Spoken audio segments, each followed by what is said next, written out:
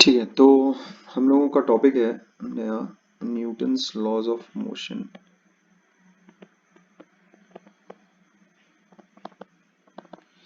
अब कहने का तो तीन लॉ हैं, फर्स्ट सेकंड और थर्ड, बट इसमें एक्चुअल में जितने भी सारे न्यूमेरिकल्स होंगे वो सारे के सारे सेकंड लॉ पर ही बेस्ड हैं। और देखा जाए तो सेकंड लॉ ही फंडामेंटल लॉ है। ठीक है, तो सबसे पहले जो पहला वर्ड हमारे सामने नया आएगा अभी, वो आ रहा है फोर्स। ठीक है, फोर्स एक्चुअल में, force is nothing but interaction interaction of an object, ठीक है, with its environment, किसी भी किस्म का इंटरेक्शन, जिसको छोटी क्लासेस में हम लोग पुश या फिर पुल के नाम से जानते हैं। ठीक है बात। अच्छा, force is basically velocity changing cause. ठीक है, तुम इसको ऐसा कह सकते हो, वेलोसिटी चेंजिंग कॉज।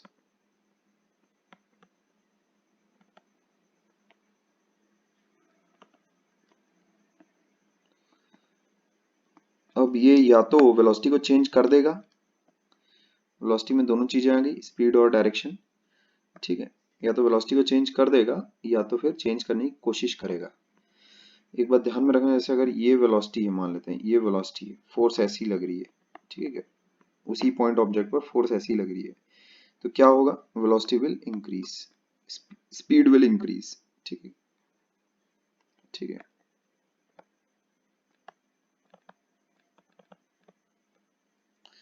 स्पीड भगा भगा इंक्रीज मारेगी। ठीक है, जैसे ये अगर ऑब्जेक्ट है तुम्हारा, ये ठहरा ऑब्जेक्ट ठहरा ऐसा, ये मान लेते हैं ऐसा स्पीड v के साथ जा रहा है ना, इस पर मान लेते हैं ऐसी फोर्स लग रही है। ठीक है, ऐसा, तो स्पीड धीरे धीरे इंक्रीज करेगी। क्लियर है। अच्छा, मान लेते हैं ये केस वन है, केस टू कैसा है, एम मास का पॉइंट ऑब्जेक्ट है, उसकी स्पीड लेट से ऐसी है, फोर्स उस पर पीछे की तरफ लग रही है ऐसा, स्पीड उस पार्टिकल की धीरे धीरे डिक्रीज करेगी, स्पीड विल डिक्रीज। ठीक है, अच्छा, लेकिन अगर मान लेते हैं तुम्हारे पास उस पार्टिकल की स्पीड ऐसी है, v स्पीड उसकी ऐसी चल रही है। ठीक है, वो v स्पीड से अपना ट्रेवल कर रहा है, सो फोर्स मान लेते हैं तुमने ऐसी लगाई एट एन एंगल थीटा। ठीक है, मान लेते उस पार्टिकल की स्पीड ऐसी है, इस इंस्टेंट पर फोर्स तुमने ऐसी लगाई है एट एन एंगल थीटा, तब क्या होगा, ये x कंपोनेंट बनता है तुम्हारा और ये y कंपोनेंट बनता है। ठीक है, तो only the component of force, only the component of force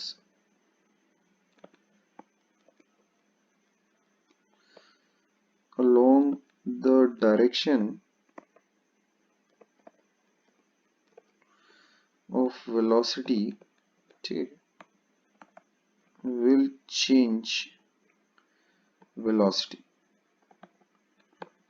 ठीक है, जाहिर सी बात है, जो फोर्स का कंपोनेंट वेलोसिटी के डायरेक्शन में होगा, सिर्फ वही फोर्स का कंपोनेंट वेलोसिटी को चेंज करेगा। किस प्रकार चेंज करेगा ये हम बहुत भली भांति जानते हैं। किस प्रकार चेंज करेगा भाई, यहाँ देखो, न्यूटन्स का जो सेकंड लॉ है, F इक्वल्स टू ma, है ना। ठीक है, फोर्स कैसे आता, कैसे है वो,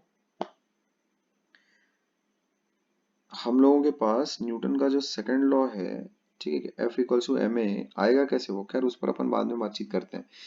थोड़ा अभी यहाँ देखो, इतना मानकर चलो, जो F cos थीटा है वो कैसा स्पीड को इंक्रीज करेगा, ये बात ध्यान में रखना।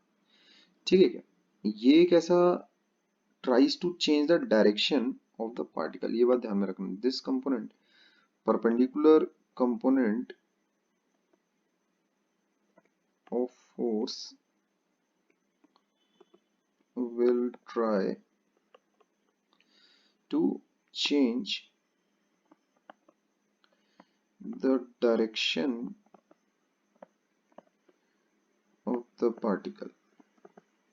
समझिए क्या, सिर्फ और सिर्फ डायरेक्शन चेंज करने का काम करेगा।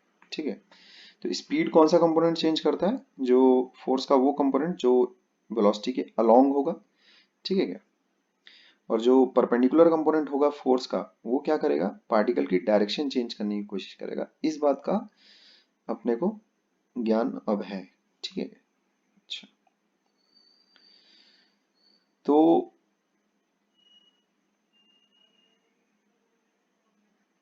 फोर्स बेसिकली तुम उसको क्वांटिफाई करोगे कैसे, ठीक है? फोर्स को तुम क्वांटिफाई करोगे कैसे? तो फोर्स को क्वांटिफाई एक्चुअल में न्यूटन का सेकंड लॉ करता है। फर्स्ट लॉ, थर्ड लॉ, ये सब हम लोग बहुत अच्छे तरीके से, बहुत अच्छे से भली बात ही जानते हैं। तो उस सब पे मेरे को बातचीत करने की जरूरत नहीं है। सादा बोल बच्चन होता है, दिमाग खराब, कोई मतलब का काम नहीं है वो, ठीक है क्या? न्यूटन के सेकंड लॉ पर आते हैं, है ना? जो लॉ है वो एक्चुअल में कहता है rate of change of momentum, ठीक है। इसको इतना लंबा चौड़ा ना लिखते हुए डायरेक्टली मैं ऐसा करता हूँ, ठीक है। This is Newton second law, rate of change of momentum of a particle is equal to force applied. ये एक्चुअल में है तो एक वेक्टर रिलेशनशिप, मैंने लेकिन सादा लिखा है, ठीक है। तो एक्स डायरेक्शन में भी वैलिड है, वाई डायरेक्शन में भी, और जेड डायरेक्शन में, तीनों डायरेक्शंस में इस चीज को तुम लगाओगे। समझ गए मतलब, है ना? फॉर ऑल, मतलब एक वेक्टर लॉ है, ये बात ध्यान में रखना। This is a vector law, ठीक है, ऐसा कर लेता हूँ। This is a vector law, ठीक है क्या? फॉर एग्जाम्पल, अगर किसी पार्टिकल का मोमेंटम है ऐसा, ठीक है, लेट से इस तरह से वेरी कर रहा है, 2t i cap plus 3t² j cap plus 4k cap, ठीक है क्या? ऐसा इस तरह से वेरी कर रहा है। मतलब मोमेंटम का x वाला जो कंपोनेंट है ना, वो है 2t, टाइम के साथ वेरी कर रहा है। जो y वाला कंपोनेंट है वो है 3t², है ना, वो भी टाइम के साथ वेरी कर रहा है। और जो z वाला कंपोनेंट है वो कांस्टेंट है तुम्हारा, ठीक है। तो there is no force acting along z direction, why? Because momentum of the particle is not changing along z direction. तो इसमें तो बहुत ही सादे तरीके से अगर कोई तुमसे पूछे कि x डायरेक्शन के अलोंग फोर्स क्या लग रही है, तो पहले तो पूरी फोर्स ही निकाल लो। कैसे हो जाएगा? कंपोनेंट वाइज अगर डिफरेंशिएट करो तो 2t को डिफरेंशिएट करोगे तो 2 मिलेगा, ठीक है, और 3t² को डिफरेंशिएट करोगे तो 60 मिलेगा, ठीक है, ऐसे। और उधर तो फिर के कैप में तो कुछ मिलेगा ही नहीं, ठीक है, तो नहीं मिलेगा, 0 के कैप लिख देता हूँ ऐसा, ठीक है। तो x कंपोनेंट ऑफ फोर्स कितनी आ रही है अपने पास? 2i कैप, ठीक है, ये हो गया x component of force fx। y component of force अपने पास कितना आ रहा है देखो, 6t, ठीक है क्या, j कैप, ऐसा। z कंपोनेंट ऑफ फोर्स अपने पास कितना आ रहा है? 0 k कैप, ऐसा, ठीक है। इन बातों का ध्यान रखना है अपने को। तो 2i कैप, इसका मतलब फोर्स कांस्टेंट लग रही है x डायरेक्शन के अलोंग, ठीक है। अच्छा, y डायरेक्शन के अलोंग कैसा लग रही है फोर्स? तुम्हारे पास वेरिएबल फोर्स लग रही है 60 वाली, ठीक है। अच्छा, टाइम के साथ वेरी कर रही हो, ओके। तो फोर्स अगर तुम्हें निकालनी हो, जैसे अगर तुम्हारे पास मान लेते हैं एक पार्टिकल है जिसका मोमेंटम टाइम डायग्राम तुमको दिया हुआ है, ठीक है, ये ऐसा कुछ मान लेते हैं, ऐसा कुछ है। एक पार्टिकल का जो मोमेंटम है, ठीक है, वो इस प्रकार वेरी कर रहा है, ठीक है। तो किसी भी इंस्टेंट पर तुम फोर्स कैसे निकाल सकते हो? मान लेते हैं इस इंस्टेंट पर t=t1 पर अगर मुझे फोर्स की कैलकुलेशन अगर करनी होगी तो मैं कैसे कर सकता हूँ? वो यहाँ पर टेंजेंट मारूंगा, मस्त बढ़िया सा, हाँ, और जो भी होगा phi 1 ऐसा, ठीक है। टेंजेंट मार के निकाल लूंगा, समझिए क्या? tan phi 1 will be dp/dt rate of change of momentum at t=t1, समझिए क्या? that will be force at the moment t=t1, ठीक है क्या? इस बात का ध्यान रखना अपने को, क्लियर है? ठीक है क्या? इस बात का ध्यान रखना है हम लोगों को, ठीक है। अच्छा, तो अगर एफ टी कर्व अगर तुम्हारे पास है ना, इसी का रिवर्स अगर तुम देखो dp/dt, अगर तुम्हारे पास ये चीज है f है, समझे क्या? तो इससे तुम्हारे पास और क्या दूसरी चीज आ जाती है, dp equals to F D T. दोनों साइड अगर तुम इंटीग्रेट अगर मारो, let's say t equals to t1 पर तुम्हारे पास मोमेंटम है p1, ठीक है क्या? इनिशियल मोमेंटम इज p1, समझ गए? और t इक्वल्स टू t2 पर तुम्हारे पास मोमेंटम इज p2, ऐसा, ठीक है? तो इसका क्या मतलब हुआ, चेंज इन मोमेंटम एलएचएस को इंटीग्रेट जैसे तुम करोगे, definite integral p2 minus p1 हो जाएगा वो, dp का इंटीग्रल क्या होगा p, फिर अपर लिमिट माइनस लोअर लिमिट, ठीक है? तो वो चीज एफ डी टी, ये जो आएगा तुम्हारा t1 से t2, ठीक है? इसको बोलते हैं इम्पल्स, ठीक है? ये जो चीज है इसको कहा जाता है इम्पल्स, ठीक है? इसके बारे में हम बाद में थोड़ी चर्चा करेंगे, बाद में मतलब ज्यादा बाद में नहीं, बट अभी के लिए ऐसा मानकर चलो। ये चीज क्या आ रही है तुम्हारे पास, ये आ रहा है चेंज इन मोमेंटम, ठीक है? चेंज इन मोमेंटम मतलब जैसे अगर लेट्स से कोई दो बॉडीज मान लेते हैं, किसी एक बॉडी पर एक फोर्स लगी, समझे क्या, dt टाइम के लिए, तो क्या होगा, एफ डी टी उसको t1 से t2 मान लेते हैं, एफ फोर्स लग रही है, लेट्स से एफ फोर्स लगती है एक पार्टिकल पर, ठीक है? और मान लेते हैं t इक्वल टू t1 से लगना शुरू होती है और t इक्वल टू t2 तक लगती है वो, समझ गए? तो एफ डी टी का इंटीग्रल इंटीग्रल t1 से t2 वो चीज तुम्हें change in momentum of the particle देगा, इस बात का ध्यान रखना, ठीक है क्या? इस बात का ध्यान रखना, इस चीज का इस्तेमाल करके तुम कुछ कैलकुलेशंस कर सकते हो, ठीक है? जैसे यहाँ देखो, अगर मैं तुमसे ये कहूँ कि मान लेते हैं एक सादा सिंपल बॉल है, ठीक है क्या?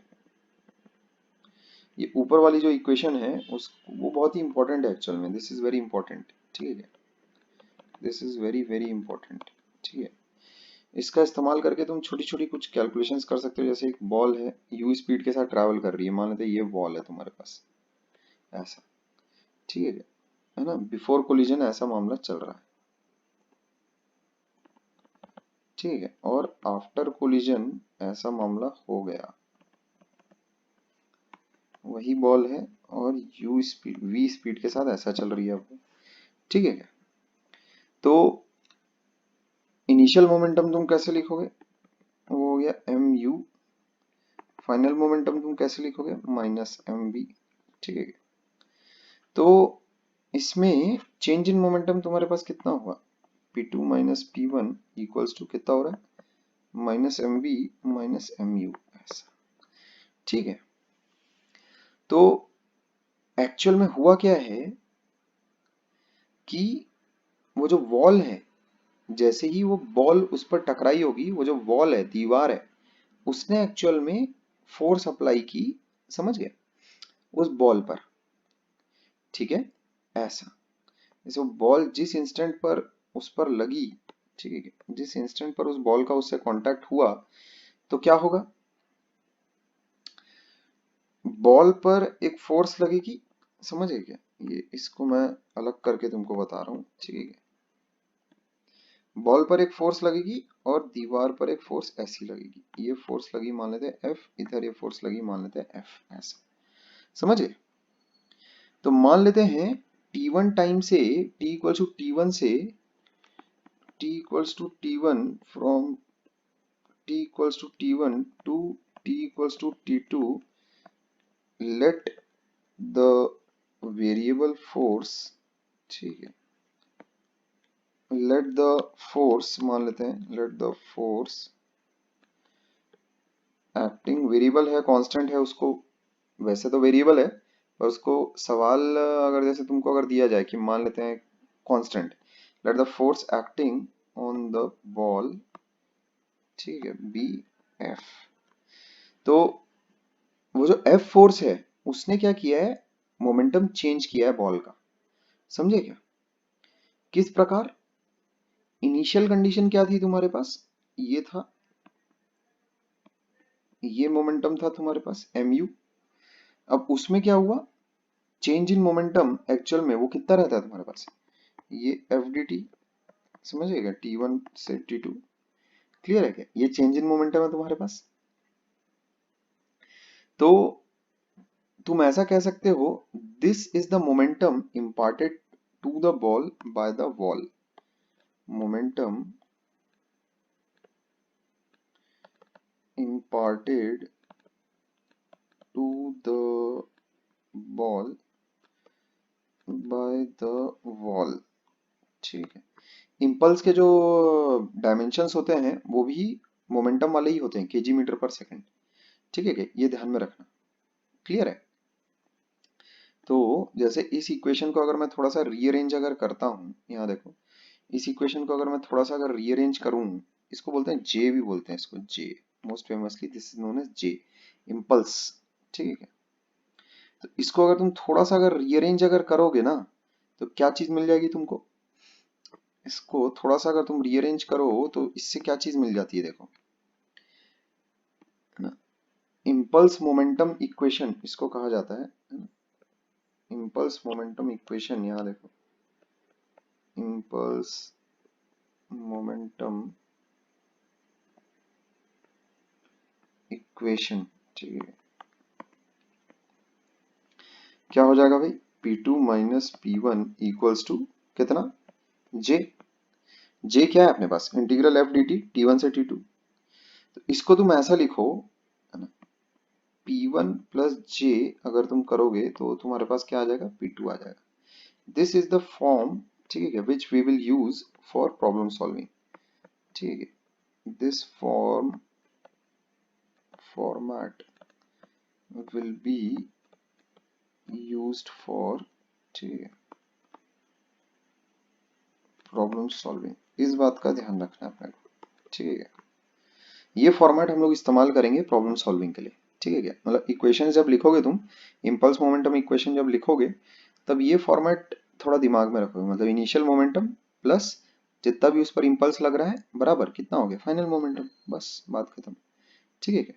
अच्छा, तो जैसे यहाँ के लिए अगर तुम लिखते तो कैसे लिखते? वॉल और बॉल के कोलिजन के लिए अगर तुम इम्पल्स मोमेंटम इक्वेशन लिखोगे तो कैसे लिखोगे? अपने को बाद में का मोमेंटम कितना हो गया? ऐसा, एम बी, ऐसा। समझ गए? तो इम्पल्स मोमेंटम इक्वेशन अगर इसके लिए अगर तुम लिखते हैं तो कैसे लिखते? Initial momentum plus J equals to final momentum, ऐसा। This is the impulse momentum equation for the ball and the wall collision. समझ गए? अच्छा, अगर तुमसे ऐसा कहा जाए, जैसे एक सवाल अगर मैं तुम्हारे सामने अगर बना लूं, फॉर एग्जाम्पल, जैसे मैं एक सवाल क्रिएट कर रहा हूं, अज्यूम अ कांस्टेंट फोर्स, ठीक है, acts, ठीक है, assume a constant force acts on the ball, ठीक है, on the ball during collision for time delta t। ठीक है, मान लेते हैं छोटे टाइम डेल्टा टी के लिए, ठीक है क्या, वो कांस्टेंट फोर्स F एक्ट करता है। ठीक है ना, इनिशियल, है ना, फाइंड दिस फोर्स, ऐसा हम लोगों से सवाल किया जा रहा है। ये फोर्स कितनी होगी आप निकालिए। वही सेम सिचुएशन है। मतलब कैसा है कि एक बॉल आ रही थी, ऐसा u स्पीड के साथ एक बॉल आ रही थी जिसका मास m था, ठीक है, और फिर बाद में आफ्टर कोलिजन वो ऐसा लौट गई v स्पीड के साथ। ठीक है, ऐसा हुआ, ये वॉल रही। तो वो फोर्स तुम कैसे एस्टिमेट करोगे? बस कुछ नहीं करना है। इनिशियल मोमेंटम कितना हुआ? इनिशियल मोमेंटम हुआ इतना, प्लस जो बॉल पर जो इम्पल्स पड़ा वो इस डायरेक्शन में पड़ेगा। समझ आएगी? ठीक है, फोर्स की जो डायरेक्शन होगी वही डायरेक्शन ऑफ इम्पल्स भी होगा, ये बात ध्यान में रखना। ठीक है क्या? ये क्या है, इसको रीड कैसे करोगे? एकदम माइन्यूट लेवल पर देखो कंसेप्ट्स का डिस्कशन कैसे हो रहा है। This is what, this is impulse imparted to the ball by the wall। ठीक है, बॉल और वॉल राइम कर रहा है एक्चुअल में। ठीक है क्या? ये बात ध्यान में रखना। इम्पल्स की डायरेक्शन मैंने ऐसी क्यों बनाई है, बिकॉज है ना द डायरेक्शन ऑफ फोर्स, ठीक है क्या, bye the wall on the ball is towards left. ठीक है, ये बात ध्यान में रखना। तो जो इम्पल्स की डायरेक्शन होगी वही डायरेक्शन ऑफ, जो फोर्स की डायरेक्शन होगी वही डायरेक्शन ऑफ तुम्हारा इम्पल्स भी होगा, इस बात का तुम्हें ध्यान रखना है। ठीक है क्या, क्लियर है? अच्छा, तो mu हो गया, ये ऐसा इसको इस डायरेक्शन में पॉजिटिव उठा रहा हूं, प्लस ये पीछे की डायरेक्शन में उस पर इम्पल्स लगा, और क्या होगा, बराबर माइनस एम बी, पीछे की तरफ है ना नेट मोमेंटम, ठीक, बाद का फाइनल मोमेंटम इतना है। ठीक है, ऐसा। तो this is how you right impulse momentum equation. ठीक है, अब जे एक्चुअल में कितना फटका पड़ा होगा, वॉल के लिए मैं इम्पल्स मोमेंटम इक्वेशन लिख सकता हूँ, समझे, लेकिन वॉल क्योंकि मूव नहीं हो रही है, इसीलिए उसके लिए अपन कोई काम करेंगे नहीं, इम्पल्स मोमेंटम इक्वेशन वाला काम करेंगे नहीं।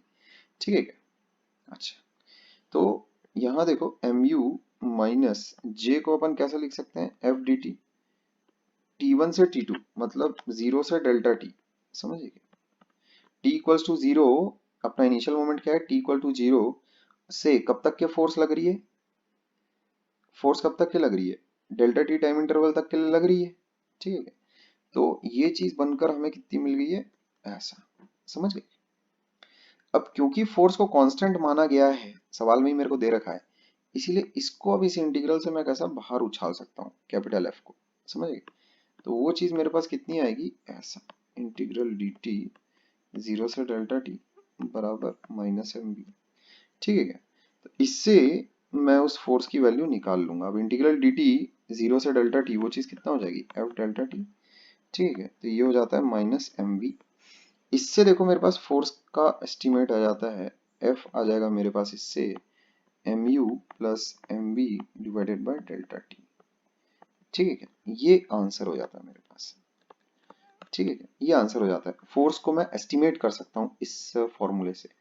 ठीक है, इस फॉर्मूले से, मतलब मान लेते हैं कांटेक्ट टाइम, अगर तुम किसी भी तरह मशीन्स वगैरह, बहुत ही सोफिस्टिकेटेड मशीन्स वगैरह से अगर मान लेते हैं एस्टिमेट अगर कर लो कि कितने वक्त तक दीवार के साथ गेंद का संपर्क रहा, ठीक है, तो उससे you can estimate initial speed और फाइनल स्पीड, तो तुमको पता चलने में कोई दिक्कत होनी नहीं चाहिए। ठीक है, तो अगर तुम किसी तरीके से अब हाईली सोफिस्टिकेटेड मशीन्स वगैरह की मदद से अगर मान लेते हैं कांटेक्ट टाइम अगर निकाल पाए, ठीक है, this is what, this is contact time. ठीक है, कांटेक्ट टाइम कहो, contact time, time for which, that is time for which the speed of the ball changes, मतलब इतने टाइम के लिए फोर्स ने एक्ट किया, ठीक है क्या, बॉल पर, और उसकी मोमेंटम एक्चुअल में चेंज की, या फिर मैं कहूँ उसकी स्पीड चेंज की, समझे, मास तो चेंज हो नहीं रहा है, तो मैं, है ना, तो इतने टाइम के लिए उसकी जो मोमेंटम है वो चेंज हुई, और फिर उसके बाद जब इतना टाइम बीत गया, कांटेक्ट टाइम जब बीत गया, तो फाइनली अपने को ये मिला, समझे क्या, ये मिल गया अपने को फाइनली।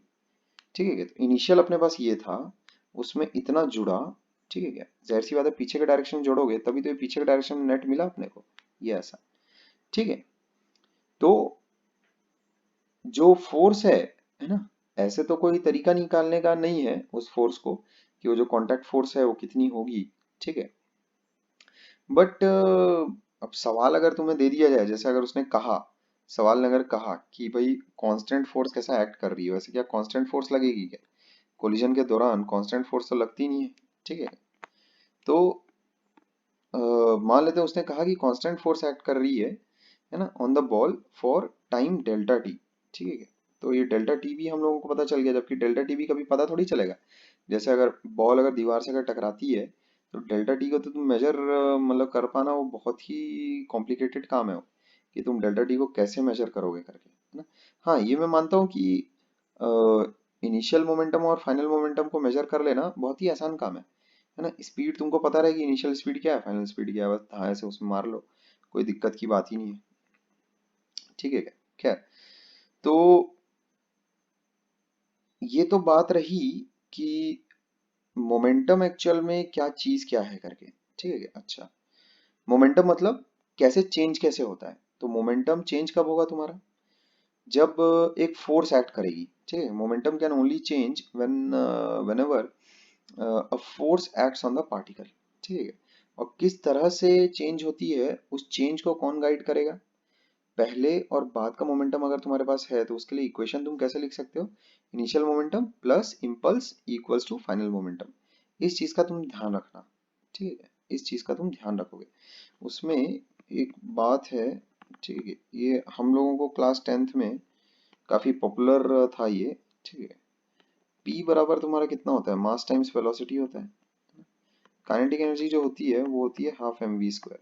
काइनेटिक एनर्जी एक नंबर है, ये नंबर की जो उत्पत्ति हुई है ये कहाँ से हुई है ये मैं तुमको थोड़ा बाद में बताऊंगा, वर्क एनर्जी पावर वाले चैप्टर में, ठीक है। लेकिन अभी जैसे ये दो रिलेशनशिप्स हैं, मैं बस तुमको इतना चाहता हूँ कि दोनों रिलेशनशिप से एक बहुत ही इंपॉर्टेंट रिलेशनशिप डिराइव होता है फ्रॉम 1 and 2, के बराबर पी स्क्वायर बाय 2m। ये चीज मैंने 9th में हमेशा मैंने बताई है लोगों को जो भी यहाँ पर पढ़ता है, ठीक है।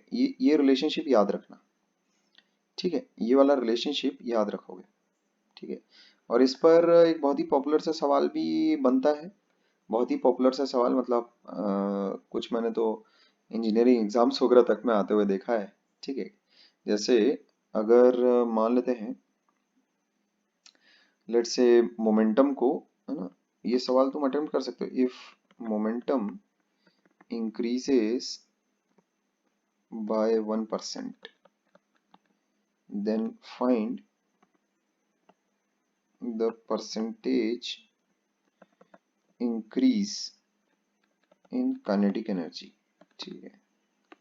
अगर मोमेंटम 1% से बढ़ा देते हैं तो काइनेटिक एनर्जी में कितना इंक्रीज आएगा, ठीक है। तो ये तुम निकाल सकते हो, चाहो तो ट्राई कर लेना, ठीक है ना, चाहो तो ट्राई कर सकते हो, ठीक है। ये हम लोगों को 10वीं में आया था ये सवाल, ठीक है। खैर, तो इस चीज का थोड़ा ध्यान रखना। अच्छा, अब देखो, एक बात है, फॉर अ पर्टिकुलर डायरेक्शन, मान लेते हैं तुम्हारे पास, है ना, देखो सेकंड लॉ का अल्टरनेटिव जो फॉर्म है वो कैसा दिखाई देता है तुम्हारे पास। सेकंड लॉ क्या है, rate of change of momentum is what, force acting on a body. इसको अगर तुम थोड़ा सा अगर सिंप्लीफाई करो तो वो चीज देखो क्या आ जाती है। अच्छा, फोर्स का मतलब क्या हो गया, दिस इज नेट फोर्स, ठीक है, दिस इज नेट फोर्स। तो नेट फोर्स बराबर कितना होगा, net force acting on a particle, ये चीज कितनी हो जाएगी, सारा सिग्मा, सिग्मा का मतलब होता है summation, summation F internal plus summation F external. External का मतलब क्या हो गया, जो ऑब्जेक्ट के बाहर से जो फोर्सेस जितनी भी जो भी कोई लगा रहा होगा वो सारी की सारी एक्सटर्नल फोर्सेस, मतलब एक्सटर्नल और इंटरनल जो वर्ड्स हैं वो विद रेस्पेक्ट टू बॉडी इस्तेमाल किए जा रहे हैं, ठीक है। जिस भी बॉडी पर फोर्स लग रही है उसके लिए इस्तेमाल किए जा रहे हैं। तो इंटरनल फोर्सेस मतलब वो पार्टिकल्स के ही जो मतलब जो कंस्टिट्यूटिंग पार्टिकल्स होंगे किसी बॉडी के, वो जो आपस में एक दूसरे को फोर्सेस लगा रहे हो ना, वो इंटरनल फोर्सेस हैं। तो फॉर अ रिजिड बॉडी ये तुम मानकर चलो कि ये तो शून्य रहता है, ठीक है, फॉर अ रिजिड बॉडी, ठीक है। बॉडी की जिसकी शेप चेंज नहीं हो रही है वो सिग्मा एफ इंटरनल वो तो जीरो ही रहेगा, ठीक है। तो इसको ऐसा अक्सर तुम किताबों में लिखा हुआ पाओगे, ऐसा समझ गए। EXT नीचे एक सब्सक्रिप्ट कैसा यूज किए हुए रहते हैं वो लोग, बताने के लिए कि भाई सम ऑफ नेट एक्सटर्नल फोर्सेस बराबर rate of change of momentum है। अच्छा, अभी मोमेंटम क्या होता है एक्चुअल में, एक सर्टेन डायरेक्शन में, ये एक वेक्टर लॉ है लेकिन मैं एक सर्टेन डायरेक्शन में लिख रहा हूँ, ठीक है। खाली एक्स खाली वाई खाली जेड ऐसा लिखना अच्छा नहीं लगता है, तो इसीलिए उसको ऐसे ही रहने दिया। लेकिन ये बात ध्यान में रखना, this is a vector law, ठीक है। ये जो लॉ है ये एक वेक्टर लॉ है ना, ये जो लॉ है ये एक वेक्टर लॉ है, इस बात का ध्यान रखेंगे, ठीक है क्या। खैर, तो P बराबर mv होता है, ये तो अपने को पता है। तो d by D T of mv, ये चीज कितनी हो जाती है अपने पास, ये हो जाएगा f, समझ गए। अगर वेरिएबल मास का प्रॉब्लम अगर नहीं है, मतलब if mass of body is not is constant, अगर मैं ऐसा मानकर चलूं, ठीक है क्या? वैसे वेरिएबल मास वाले भी सवाल एक्चुअल में बनते हैं जिसमें रॉकेट प्रोपल्शन वगैरह ये सब है, ठीक है। तो अभी के लिए मैं ऐसा मानकर चल रहा हूँ, लेकिन अपन जिस बॉडी को डील कर रहे हैं उसका मास कांस्टेंट है, ठीक है। तो उसमें तुम क्या कर सकते हो, मास को बाहर ले लो, डी बाई डी टी, है ना, और वी ऐसा इक्वल्स टू एफ कर लो, है ना? मास अगर कांस्टेंट है तो, अगर कांस्टेंट नहीं है तो फिर क्या होगा, ज्यादा ज्यादा इक्वेशन कैसी बन जाएगी, वी को बाहर रखो D M by D T plus M को बाहर रखो D V by D T, बस ये इक्वेशन बन जाएगी, उसमें कोई दिक्कत की बात नहीं है, ठीक है क्या। अब D V by D T is what, M A, ठीक है, एक्सेलरेशन, ठीक है, rate of change of velocity is what, acceleration. तो दिस इज अल्टरनेटिव फॉर्म, है ना, of Newton second law, equivalent form उसको बोलना चाहिए, अल्टरनेटिव नहीं, equivalent form of Newton second law, ठीक है क्या? इस बात का ध्यान रखना, क्लियर है, इस बात का तुम ध्यान रखोगे। तो जैसे अगर किसी बॉडी की वेलोसिटी मान लेते हैं चेंज हो गई u से v, ठीक है क्या, तो मान लेते हैं t टाइम में चेंज हो गई, समझ गए? तो rate of change of velocity times मास, वो तुम्हें उस बॉडी पर जितनी फोर्स लग रही है वो चीज तुम्हें दे देगा, ठीक है, ये बात ध्यान में रखना। जैसे मान लेते हैं, है ना, अभी कोई तुमसे बोलता है कि body's velocity along a straight line, ठीक है, changes from u to v uniformly, ठीक है, इन टाइम t, ऐसा अगर कोई तुमसे बोलता है, इन टाइम t, ऐसा अगर कोई तुमसे बोलता है, समझ गए? तो है ना, कैलकुलेट द फोर्स एक्टिंग, ठीक, कितनी फोर्स एक्ट कर रही होगी, कैसे निकालोगे, सादा काम है, बॉडी जिसका कि मास स्मॉल m है तुम्हारे पास, ये दे रखा है, ठीक है, बॉडी का मास कितना है, स्मॉल m है, तुमको दे रखा है, तो फोर्स कितनी हो जाएगी तुम्हारे पास, mass times rate of change of velocity, change in velocity पर यूनिट टाइम, ठीक है, ये हो गया बस, force acting on the body will be this much, हो गया काम खत्म, ठीक है, बस हो गया काम खत्म, क्लियर है। अच्छा, अगर मान लेते हैं फोर्स अगर वेरिएबल फोर्स है, जैसे लेट्स से तुम्हारे पास एक बॉडी है जिस पर फोर्स ऐसी लग रही है, ठीक है, मान लेते हैं जो x के साथ वेरी कर रही है, ठीक है, F जो फोर्स लग रही है वो मान लेते हैं ax लग रही है, ठीक है, मतलब वो पार्टिकल ये x इक्वल टू 0 है, ठीक है, ऐसी उस पर फोर्स लग रही है। तो अगर तुमसे वेलोसिटी का उस बॉडी का अगर फंक्शन वगैरह अगर पूछा जाए तो बड़ी आसानी से तुम निकाल सकते हो, ठीक है, अगर इतनी फोर्स अगर लग रही है तो calculate the velocity as a function of position, ठीक है, कैसे निकाल सकते हो भाई, फोर्स अपने पास पता है ना, मास टाइम्स कितना हो जाएगा, dv by D T, M A बराबर एफ, एफ कितना है अपने पास, ए एक्स है, समझ गए? तो अब इस चीज को कैसे कैलकुलेट कर सकते हो तुम, यहाँ देखो, जो dv बाई डी टी है एक्चुअल में उसको तुम ऐसा भी लिख सकते हो, ये चीज मैंने तुम्हें बताई है, dv by D T can also be written as, तुम उसको ऐसा कर लो, dv बाई डी एक्स, ठीक है, dx बाई dt, ऐसा लिखा जा सकता है इसको, ये चीज तुम लोगों को बताई है मैंने, ठीक है, इसको कहते हैं चेन रूल, ठीक है, ऐसा लिखा जा सकता है। अब dx बाई dt क्या है, v dv बाई dx, समझे क्या? तो acceleration can also be written like this. तो अब क्योंकि मेरा यहाँ पर टाइम का, यहाँ तो टाइम है, यहाँ देखो x है, तो कुछ आगे तो तुम कर नहीं पाओगे ना, आगे सिंप्लीफिकेशन कैसे कर पाओगे अगर अलग अलग वेरिएबल रहेंगे तो, ठीक है, तो इसीलिए है ना, कांट बी सॉल्व फर्दर, ये वाला जो फॉर्मेट है, this can't be solve further, ठीक है, this can't be solve further, तुम उसमें क्या करो, दूसरा फॉर्मेट लेकर आओ, ठीक है, तो देयरफॉर ये फॉर्मेट लेकर आओ, M V D V by D X, ये चीज अगर तुम रखते हो ए एक्स के बराबर, अब देखो सॉल्व होता है बराबर, ठीक है। तो यहाँ क्या हो जाएगा, ए तो कांस्टेंट है तुम्हारे पास, तो M V D V, variables को एक तरफ रखो, ठीक है, एक तरह के वेरिएबल्स को एक तरफ रखो ऐसा, ठीक है ऐसा। अब देखो इंटीग्रेशन जब मारोगे तो कैसा करोगे, x इक्वल टू 0 पर मान लेते तुम्हारी इनिशियल वेलोसिटी है 0, ठीक है। अच्छा, और x इक्वल्स टू किसी एक x पर तुमको तुम्हारे पार्टिकल की वेलोसिटी निकालनी है। कैसे निकालोगे, देखो m तो कांस्टेंट है, वो तो इंटीग्रल साइन के बाहर करो। v dv का इंटीग्रल क्या होगा, x की पावर n का इंटीग्रल क्या होता है, x की power n plus one upon n plus one, तो v dv का इंटीग्रल क्या होगा, v स्क्वायर बाय 2 ऐसा, ठीक है, 0 से v। डेफिनेट इंटीग्रेशन इसी प्रकार किया जाता है।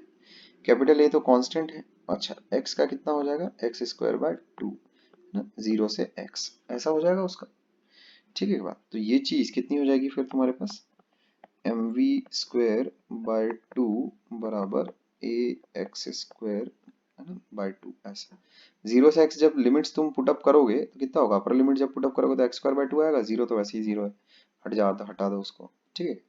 इससे देखो अपने पास क्या आ जाता है, M V square equals to A X square. इससे the velocity of the particle at as a function of position, वो चीज कितनी आ जाती है, a बाय एम का अंडर रूट टाइम्स x ऐसा, ठीक है। दिस इज योर आंसर, ठीक है। Velocity as a function of x इतना आ जाएगा तुम्हारे पास। ये तो बहुत ही माइनर सा डिस्कशन है जो अभी मैंने तुम्हारे साथ किया, ठीक है। बट वो जो F equal to M A वाली जो चीज आई है तुम्हारे पास, वही न्यूटन का सेकंड लॉ है, इस बात का तुमको ध्यान रखना है, ठीक है। अच्छा, सर कोई कुछ बोल रहा है, सर ये जो वो कहा वो क्या है? क्या ए,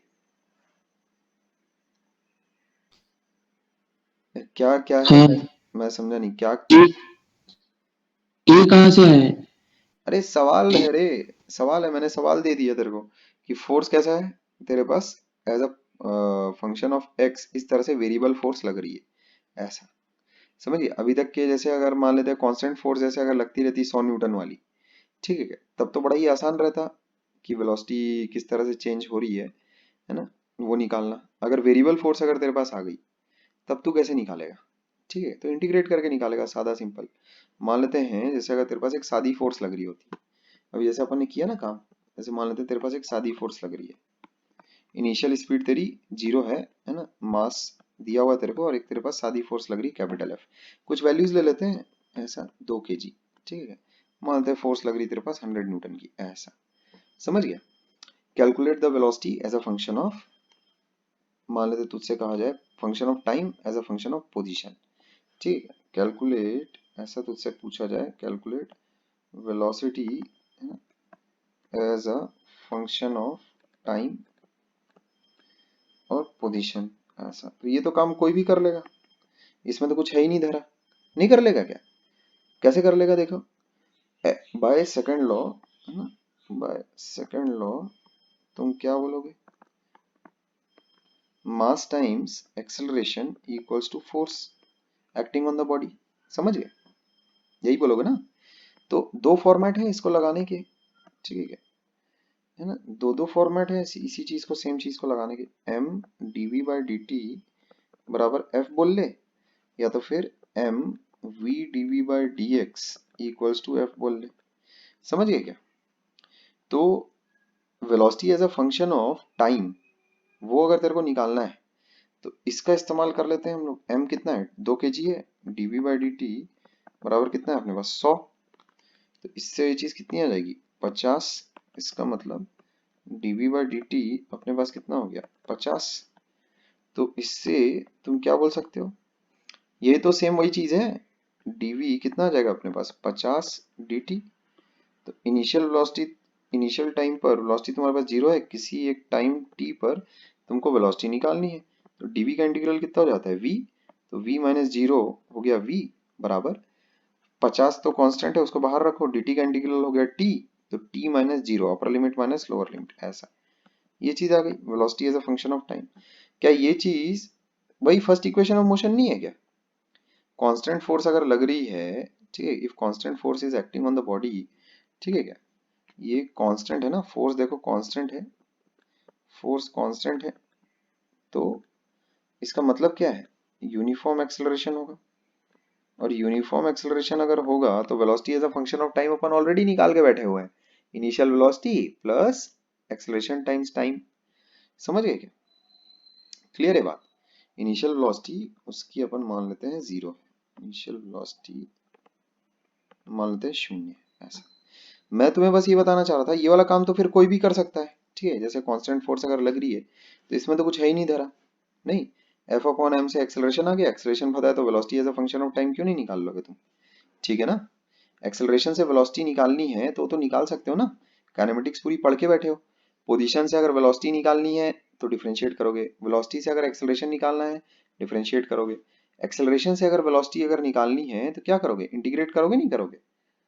तो फोर्स पता है, मास पता है, तो इसका मतलब एक्सेलरेशन पता है, ठीक है बात, तो उससे velocity as a function of time तो आ गया। अब velocity as a function of position वो कैसे निकालोगे?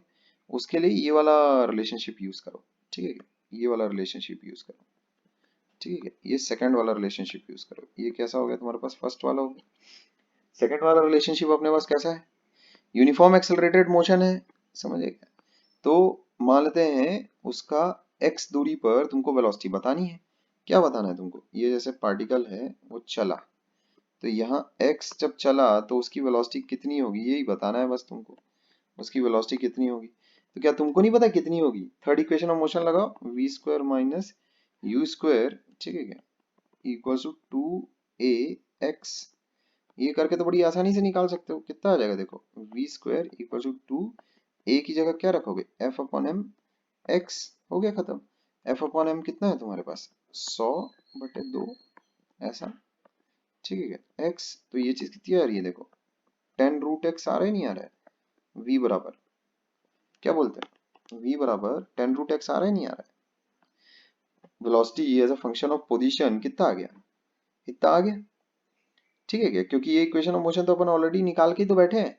कैसे आया, कैसे था ये इक्वेशन ऑफ मोशन, ये वाला जो डेरिवेशन, ये वाला जो अभी काम किया मैंने, ये चीज वाई इंटीग्रेशन अगर करता तो ऐसा हो जाता कि सारा डेरिवेशन फिर से करना पड़ता। लिखो जरा, M V D V by D X बराबर कितना हो गया, एम ए बराबर कितना हो गया, एफ 100। समझ आए क्या? ऐसा कर सकते हो ना इसको, सिंस एक्सेलरेशन इज कांस्टेंट, ठीक है, इसलिए इक्वेशन ऑफ मोशन तुम लगा सकते हो, समझ आए क्या? इसीलिए इक्वेशन ऑफ मोशन लगा सकते हो, या तो फिर जनरल अप्रोच कैसी होगी तुम्हारी, ठीक है, जनरल अप्रोच कैसी रहेगी तुम्हारी, जनरल अप्रोच मतलब ये वाली अप्रोच तो हमेशा वैलिड है, जनरल अप्रोच तो हमेशा वैलिड रहेगी, ठीक है, M V D V by D X बराबर एफ, ये तो हमेशा रहेगा। तो उसमें V D V by D X ये चीज कितनी आ जाएगी, 50, तो वी डी वी तुम्हारे पास कितना हो जाएगा, 50 डी एक्स, ठीक है। तो x इक्वल टू 0 पर वेलोसिटी 0 है, किसी एक x पर वेलोसिटी अपने को निकालनी है, तो उससे यही चीज आ जाएगी तुम्हारे पास, V square equals to 100x, यही चीज आ जानी है, समझिए। यहाँ f upon m, f upon m ऐसा कैसे हो गया रे बाबू, हैं? ये 50x क्यों आ रहा है, वी स्क्वायर तुम्हारा 50x कैसे आ रहा है, एम बी डी वी है, एफ अपॉन एम 2ax, दो दो तो कट गए, तो ये आ रहा है, ठीक है, सब कुछ तो ओके। तो इधर क्या हो रहा है, इधर से भी तो वही आना चाहिए,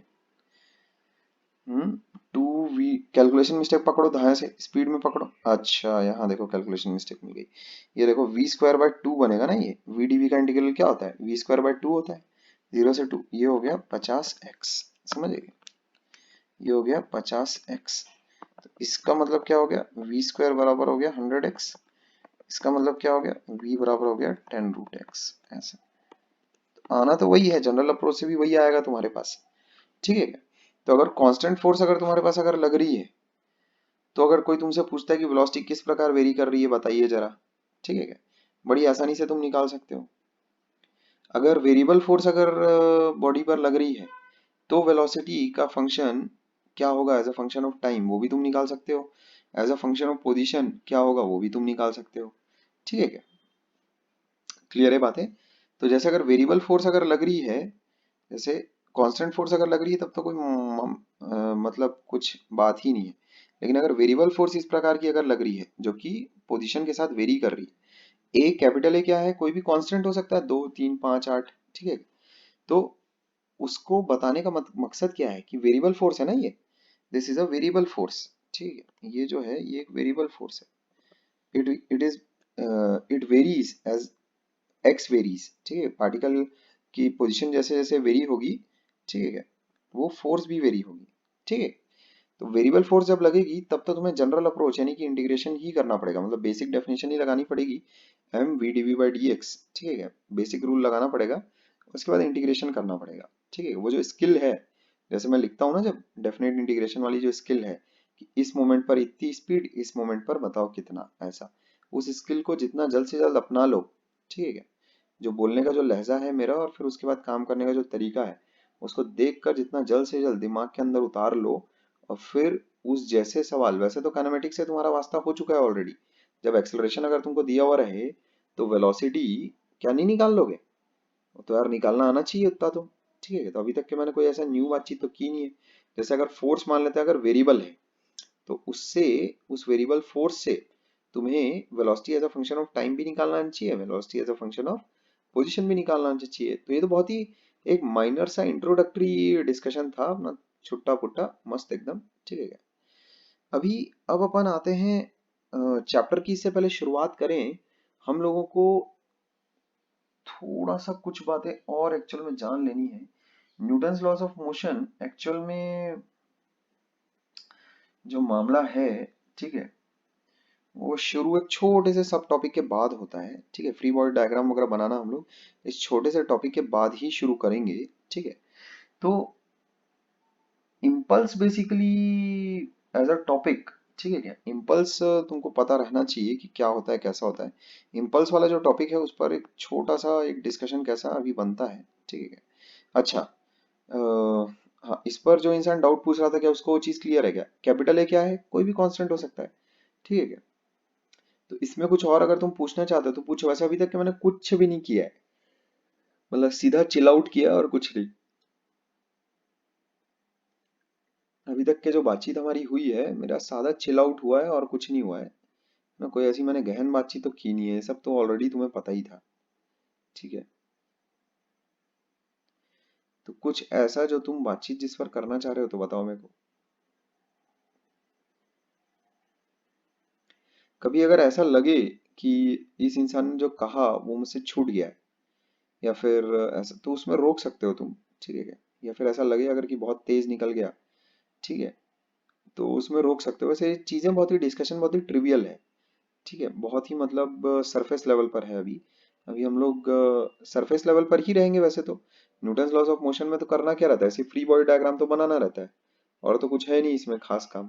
ठीक है क्या, तो खैर, तो अभी एक जो टॉपिक है, एक छोटा सा सब टॉपिक है तुम्हारे पास, इम्पल्स का। ठीक है,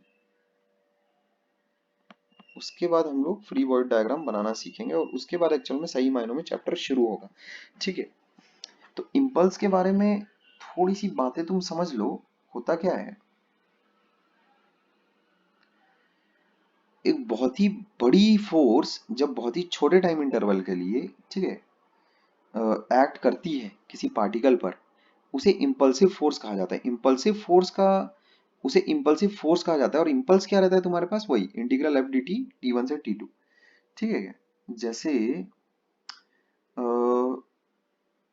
भाई एक्चुअल में होता ये है, जैसे देखो यहाँ पर मान लो दो पार्टिकल है तुम्हारे पास, ये ऐसे मान लेते हैं, एक पार्टिकल की इनिशियल स्पीड u1 है, इसकी मान लेते हैं इनिशियल स्पीड u2 है, ऐसा समझ गए।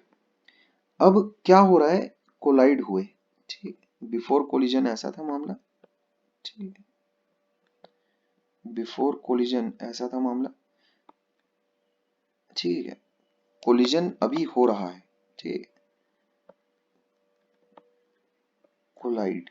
ठीक है, या फिर कोलिजन ऐसा लिखना चाहिए कायदे से, कोलिजन अकर्स। तो ये कोलिजन का एक्चुअल में डिस्कशन मैं तुम्हारे साथ डीप में बाद में करूंगा जरूर, ठीक है क्या, थोड़ा और अलग तरीके से और डेप्थ में, है ना, जब हम लोग सेंटर ऑफ मास पढ़ेंगे, ठीक है। कोलिजन, है ना, जस्ट आफ्टर कोलिजन इसको लिखना चाहिए, समझिए। नहीं, या तो फिर ऐसा करो इसको, है ना, यहाँ पर देखो जो फोर्सेस एक्चुअल में लग रही है, पहले पार्टिकल पर एक फोर्स लगी और एक दूसरे पार्टिकल पर एक वही सेम फोर्स लगी बट अपोजिट डायरेक्शन में, ये बात ध्यान में रखना, ठीक है। मान लेते हैं let force F acts for delta T time, ठीक है, बहुत ही छोटा टाइम, डेल्टा टी टाइम के लिए वो एक्ट कर रही है, ठीक है, ये फोर्सेस। तो इससे हुआ क्या, आफ्टर कोलिजन एक्चुअल में ये चीज हो गई, है ना, जो m1 मास का पार्टिकल था, है ना,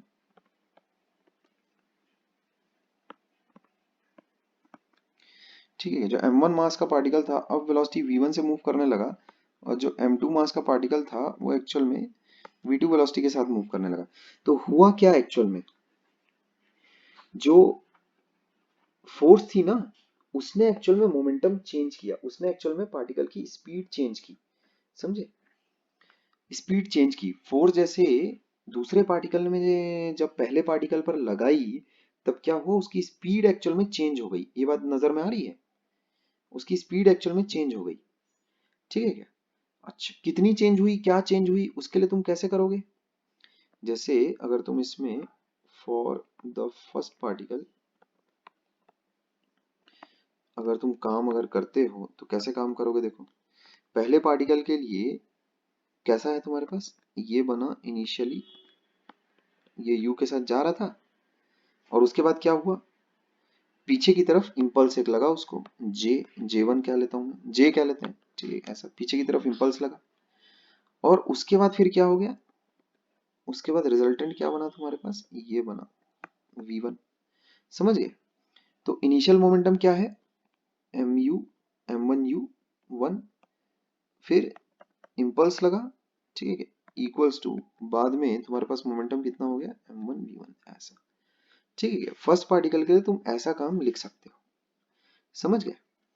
उसमें मेरा ये बोलना है, ये जो j रहता है m1u1, सेकंड पार्टिकल के लिए भी लिखा जा सकता है माइनस एफ डी टी, ठीक है क्या, जीरो से डेल्टा टी, ठीक है, ऐसा, इसको देखो ऐसा लिखा जा सकता है।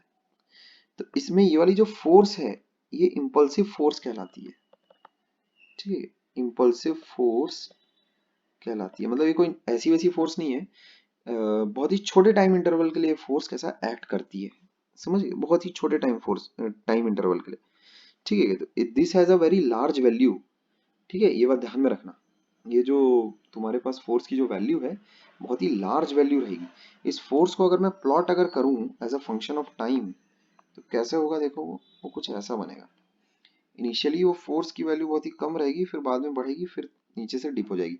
अब इसका एग्जैक्ट जो शेप है वो तो अपने को भी नहीं पता भाई कैसा बनेगा, बट पहले एक इंक्रीज आएगा फिर डिक्रीज आएगा, ऐसा तुम कह सकते हो, ठीक है। ये इम्पल्सिव फोर्स है, ठीक है, this is what impulsive force as a function of time, ठीक है।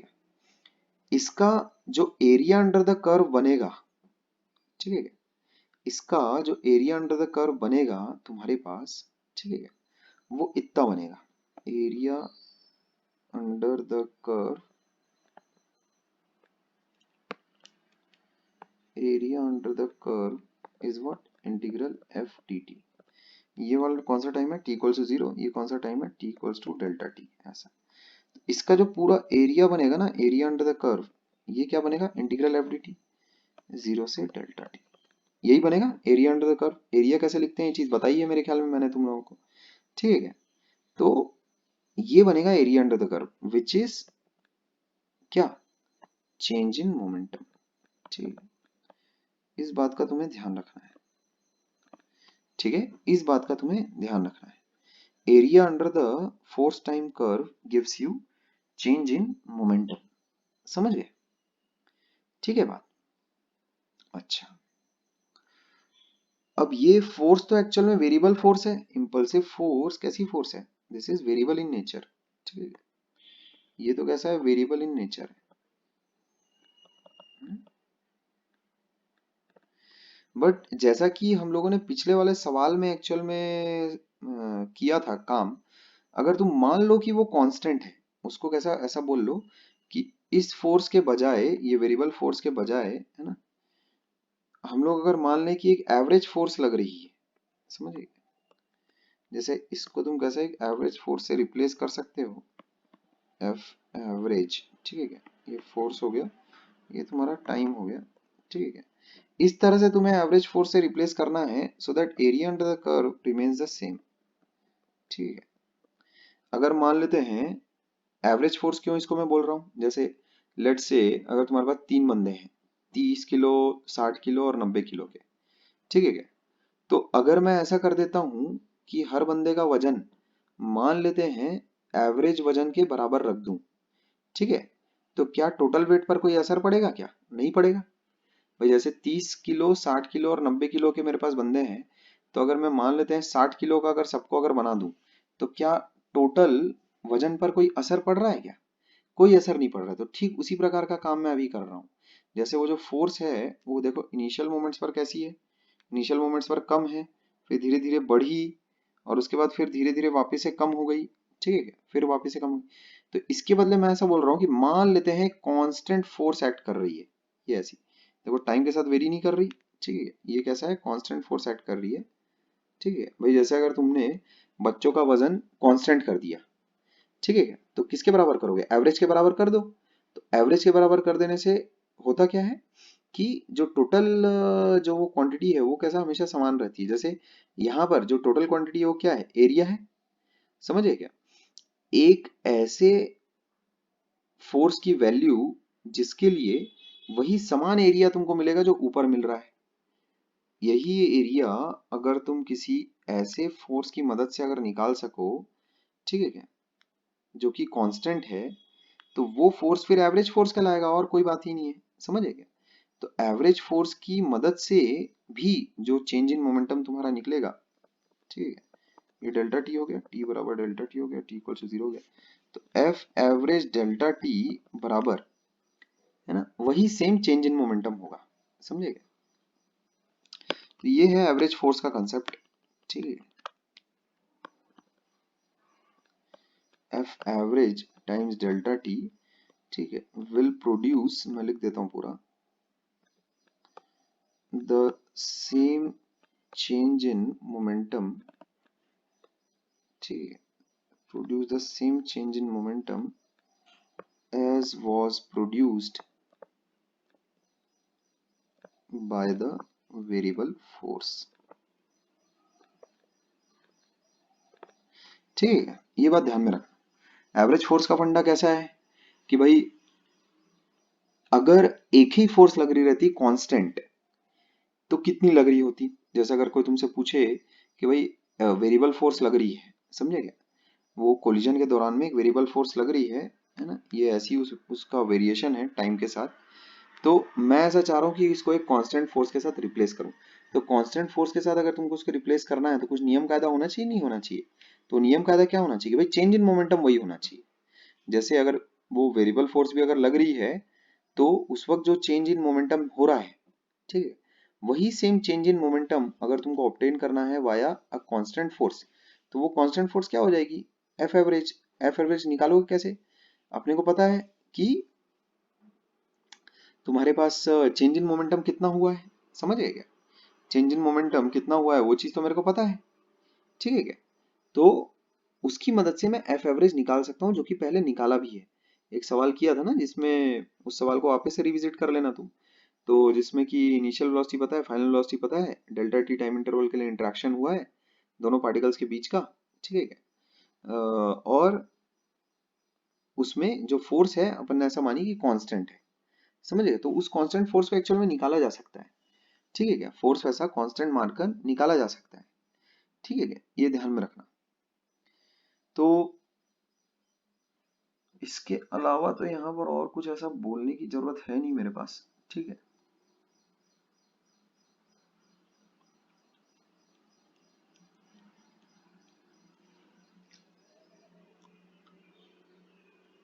ठीक है क्या, तो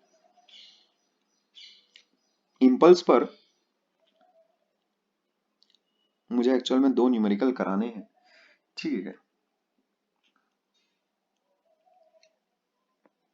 2 न्यूमेरिकल हैं जो मुझे इम्पल्स पर कराने हैं। इससे रिलेटेड किसी और कुछ पूछना है, ठीक है क्या, तो मुझसे पूछ सकता है। ये यहाँ पर क्या है, ये इंस्टेंटेनियस फोर्स है, ये बात ध्यान में रखना। ये जो एफ डी टी है ये इंस्टेंटेनियस फोर्स है, ये समझिए। इंस्टेंटेनियस मतलब टाइम के साथ साथ वेरी कर रही है वो, ठीक है। अलग अलग टाइम मोमेंट पर अलग अलग फोर्स की वैल्यूज रहेंगी वो, ठीक है। इंस्टेंटेनियस फोर्स का मतलब कि किसी एक मोमेंट पर एफ की वैल्यू कितनी है, समझिए ऐसा, ठीक है। ये वेरिएबल है, ये ध्यान में रखना, ये वेरिएबल है।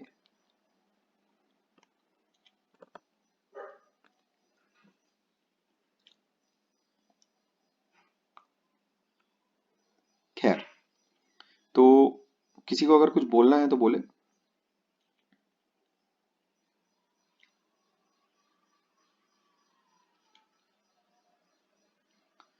अच्छा ठीक है, तो मुझे इलस्ट्रेशन जो लेना है वो देखो यहाँ पर। पहला इलस्ट्रेशन है तुम्हारे पास। सवाल मेरे पास लिखा हुआ है, मैं हिंदी में अनुवाद कर देता हूँ उसका, ठीक है, ट्रांसलेट कर देता हूँ।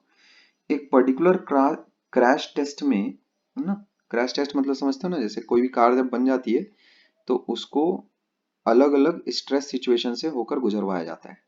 उसके ऊपर बहुत अत्याचार किए जाते हैं, आसान शब्दों में, और हर अत्याचार का उस पर इफेक्ट देखा जाता है, नोटिस किया जाता है कि भाई कितना स्ट्रेस ये झेल सकती है कार। जाहिर सी बात है, एक्सीडेंट अगर होगा तो कार की safety is far far more important then design. ये लोगों को समझता ही नहीं है, गधों को, ठीक है। तो कार कितनी सेफ है, और इंडिया में तो कार सेफ्टी वगैरह का तो बाप रे, जो हिसाब किताब है, तुम हंस पड़ोगे और उसके बाद थोड़ी देर के बाद फिर तुमको रोना आएगा कि भगवान, हम भारत जैसे देश में हैं। असल में यहाँ पर एक्चुअल में हुआ क्या है ना, पिछले 70 साल से आजाद देश हुआ ही नहीं है।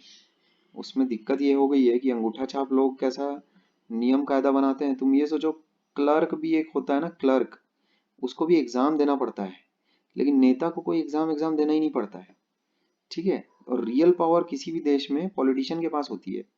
अब तुम सोचो, ऐसा अंगूठा छाप इंसान अगर गवर्न करेगा सारे रिसोर्सेज का, कहाँ कैसा डिप्लॉय करना है वो अगर डिसाइड करेगा, तो क्या होगा फिर, वही होगा जो अभी 70 सालों में हुआ है। छोटी छोटी कंट्रीज भी जहाँ पर जो चलाने वाले लोग, देश को चलाने वाले लोग थोड़ा बहुत भी टैलेंटेड हैं, नहीं, ये लोग किस में टैलेंटेड है, गवर्न करने में पूरा टैलेंटेड है। साला जो पैसा आता है टैक्स का, है ना, वैसे भी 1% जनता ही देती है टैक्स, उसका भी जो टैक्स का पैसा आता है उसको किस तरह से गवर्न करना है, बस उसमें इन लोगों ने महारत हासिल कर रखी है। अब जैसे जो गली का गुंडा होगा, उसकी कहाँ तक दिमाग चलेगा, है कि भाई कौन से लड़के को कौन सी लड़की को कहाँ से उठाना है, या फिर किससे कितनी फिरौती मांगनी है, वो सब में उसका दिमाग बराबर चलता है। तो वैसे ही ये लोग भी हैं, गुंडे हैं, हुलिगन बोलते हैं ना, तो और कुछ नहीं है। तो ऐसे से तुम क्या, देश का कैसा क्या सीन हो रहा है, वो कहाँ किधर जाएगा भाई, ठीक है। तो पिछले 70 सालों से एक्चुअल में ऐसे ही लोग एक्चुअल में ऊपर बैठते आए हैं, ऊपर क्या हर जगह बैठते हैं ऐसे ही लोग आए हैं।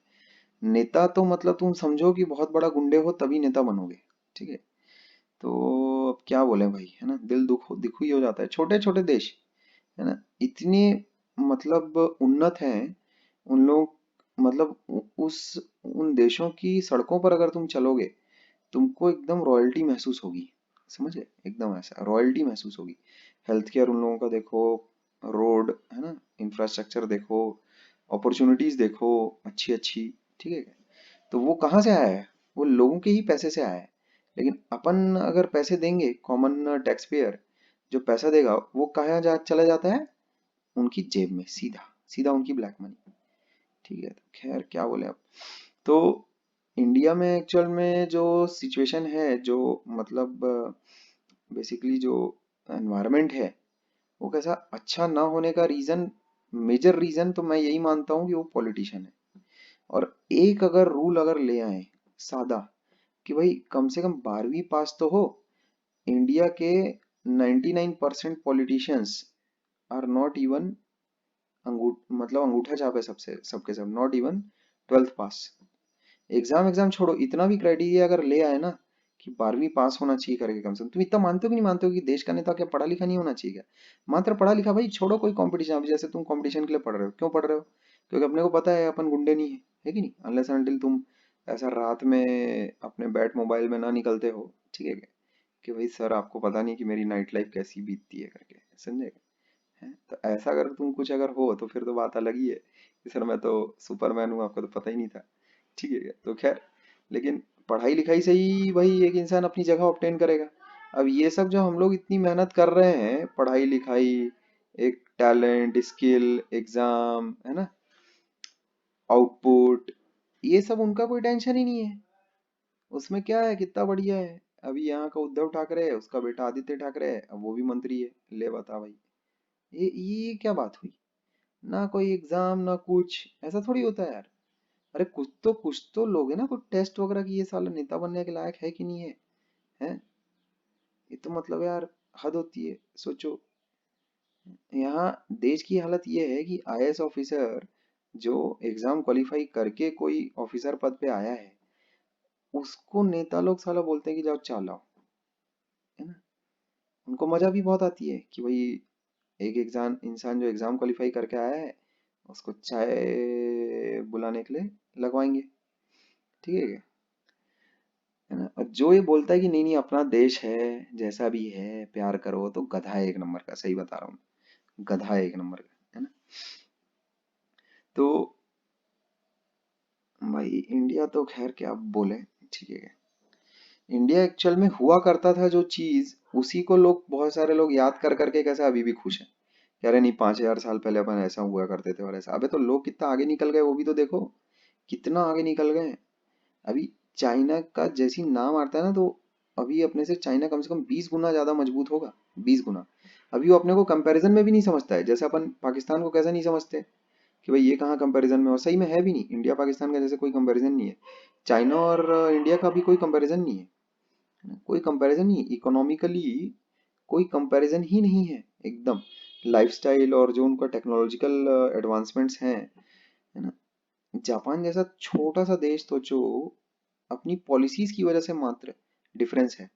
जापान में सोचो अभी सबसे बड़ी जो समस्या है तुमको पता है क्या है? जापान जो थर्ड सबसे बड़ी इकोनॉमी है यूएस और चाइना के बाद, जापान की सबसे बड़ी जो प्रॉब्लम है वो क्या है सोचो? टेक्नोलॉजी नहीं है, लोगों का टैलेंट नहीं है। सबसे बड़ी जो उनकी समस्या है वो ये है, जो एवरेज एज है ना लोगों की, वो साला 45 या 50 है, सोचो। एवरेज एज, समझ रहे हो, एवरेज एज। लोग वहां पर काम करने में इतना मशगूल है कि सोचो पॉपुलेशन ही नहीं पैदा हो रही है, न्यू पॉपुलेशन ही नहीं बढ़ रही है। इंडिया की एवरेज एज सोचो 30 के बिलो है, सोचो इंडिया की एवरेज एज, मतलब इंडिया कितना यंग है, उसके बावजूद भी कोई इनोवेशन नहीं, कुछ नहीं। जापान का सोचो, एक छोटी सी प्रैक्टिस मैं तुमको बताता हूँ। जापान में अगर तुम पैसा अगर बैंक में रखोगे ना, तो नेगेटिव रेट ऑफ इंटरेस्ट है, समझे। जैसे अगर तुम यहाँ इंडिया के बैंक में अगर रखोगे पैसा, तो लगभग तुम ऐसा मान के चलो कि 1 साल के बाद तुम जैसे 100 रुपये अगर रख रहे हो तो तुमको 103 रुपये बैंक देगा। 103 रुपये तुम्हारे बैंक बैंक में रखे पैसे की वैल्यू रहती है, ठीक है क्या। मतलब वो तुमको पैसा देता है, पॉजिटिव रेट ऑफ इंटरेस्ट ऐसा, ठीक है। जापान में अगर तुम अगर बैंक की सर्विसेज का यूज करोगे तो उसमें तुमको इंटरेस्ट देना पड़ेगा, और ऐसा उन लोगों ने क्यों किया है, ताकि एक इंसान पैसा रखने से बैंक में कतराए, कि भाई बैंक में नहीं रखोगे पैसा। बैंक में पैसा रखने का क्या मतलब है? नो इनोवेशन, नो जुगाड़, समझे क्या। अगर पैसा तुम्हारे पास रहेगा तब तो उस पैसे को तुम यूटिलाइज करोगे कहीं ना कुछ। तो अभी अभी 1-2 साल पहले की बात है, वो इवांका ट्रम्प और इनकी टीम आई थी, तो इंडिया ने एक रोबोट उतारा था, समझे क्या, मित्रों या फिर मित्र रोबोट, पता नहीं क्या तो था जो भी, है ना। एक रोबोट उतारा था, और वो रोबोट आकर, वो इवांका ट्रम्प समझते हो डोनाल्ड की जो बेटी है, उससे आकर हेलो बोलकर गया। जो बेइज्जती हुई है पूरे वर्ल्ड फोरम में इंडिया की। वो जो रोबोट था ना, वो ऐसा था कि किसी कॉलेज का जो प्रोजेक्ट रहता है ना, फाइनल ईयर प्रोजेक्ट, उस टाइप का रोबोट था वो। जापान के रोबोट अभी जानते हो किस हद तक पहुंच गए हैं? उनका मतलब ऐसा है कि वो रोबोट अब ऑलमोस्ट कैसा सोचने की कगार पर आ गए हैं, ऐसा इतने एडवांस्ड हो चुके हैं हम, है कि नहीं। और यहाँ इंडिया से जो रोबोट ऐसा बनाया था ना उन लोगों ने, साला वो ऐसा ढक्कन था, ठीक है। वो मतलब तुम देखना कभी, ठीक है क्या, वो जो रोबोट था ना उसको तुम देखना, वो कौन सा रोबोट उन लोगों ने उतारा था। अबे इंडिया होना तो ऐसा चाहिए था ना कि इंडिया का जो सबसे उन्नत रोबोट है कम से कम उसको तो उतारते, ठीक है। तो उसकी जगह कम से कम ऐसा घटिया छाप। तो जापान में भी टेक्नोलॉजिकल एडवांसमेंट्स वगैरह बहुत हाई लेवल पर बढ़ चुकी है ना। हम लोग जैसे अभी अपने मोबाइल के प्रोसेसर्स वगैरह तक के लिए डिपेंडेंट है।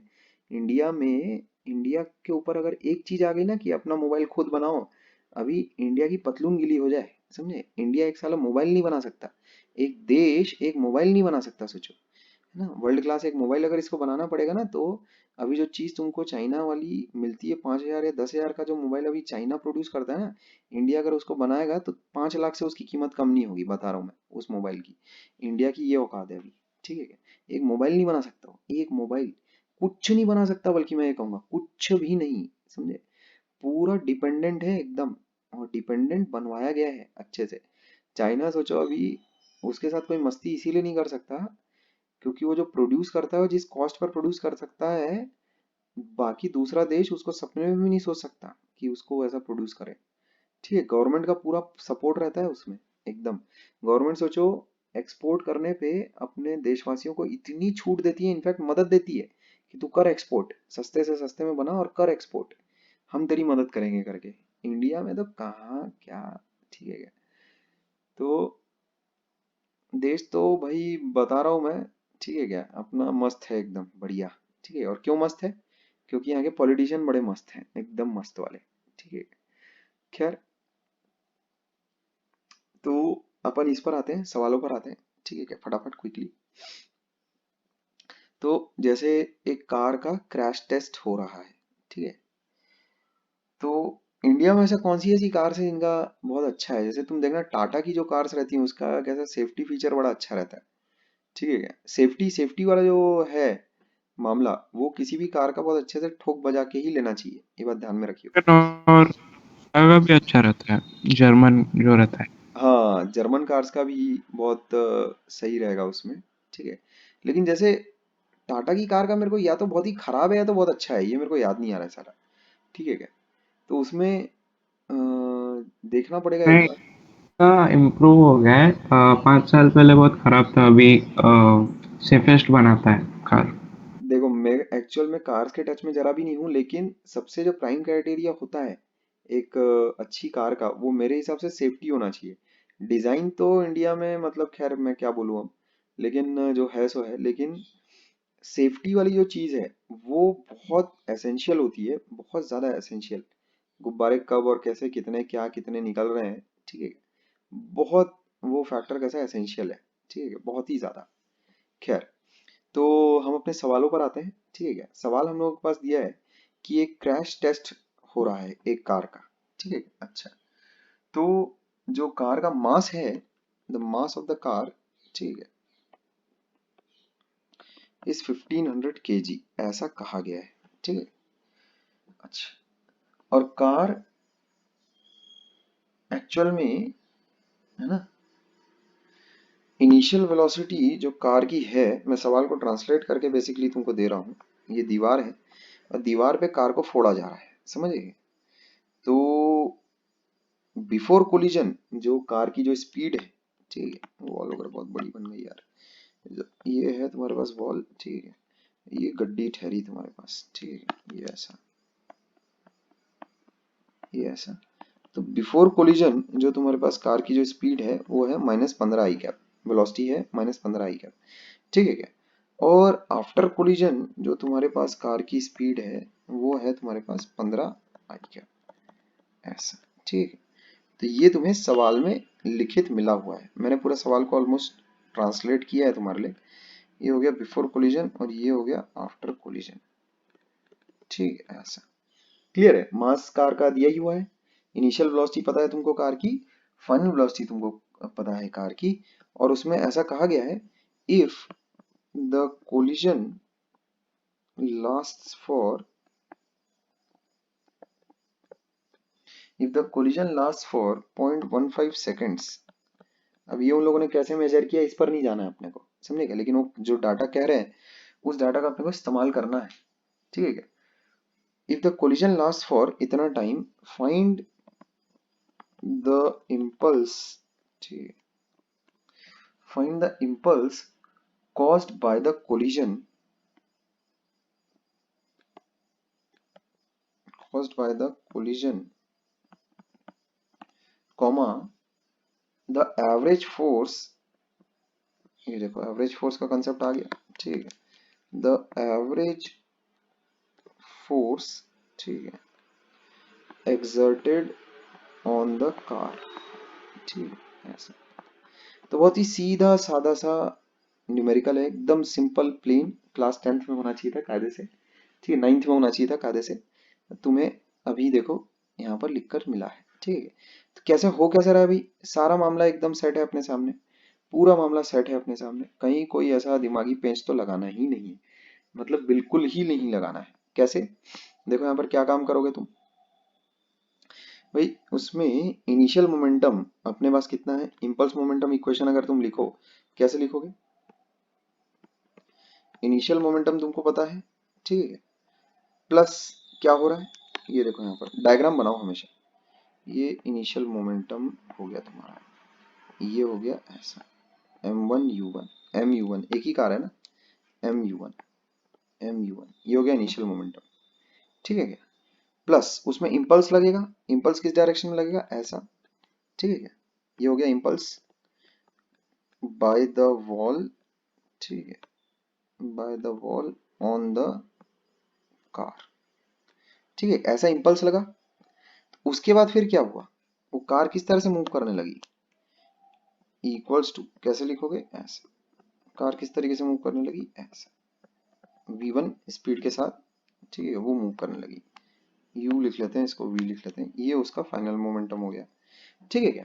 तो बेसिकली होता क्या है, जब वो इंपल्सिव फोर्स लगनी शुरू होती है ना, जैसे 0.15 सेकंड्स के लिए इस केस में लग रही है, तो उस इंपल्सिव फोर्स ने एक्चुअल में किया क्या, जाहिर सी बात है, अगर फाइनल मोमेंटम इस डायरेक्शन में हो रहा है तो तुमको नहीं लगता इस डायरेक्शन पर उस पर फोर्स लगी होगी, इस डायरेक्शन पर, तो जो इंपल्स लगा है वॉल की वजह से, इंपल्स का मतलब क्या है, इंपल्स का मतलब है चेंज इन मोमेंटम, ठीक है क्या, मतलब वॉल ने, ठीक है, एक सर्टेन मोमेंटम इम्पार्ट किया इस कार को, जिसकी वजह से नेट मोमेंटम अब कितना हो गया, इतना। एक बात हमेशा ध्यान में रखना, कोलिजन में मोमेंटम हमेशा कंजर्व्ड रहता है, ठीक है क्या, initial momentum of the system जो होगा वही final momentum of the system भी होगा, ये बात ध्यान में रखोगे।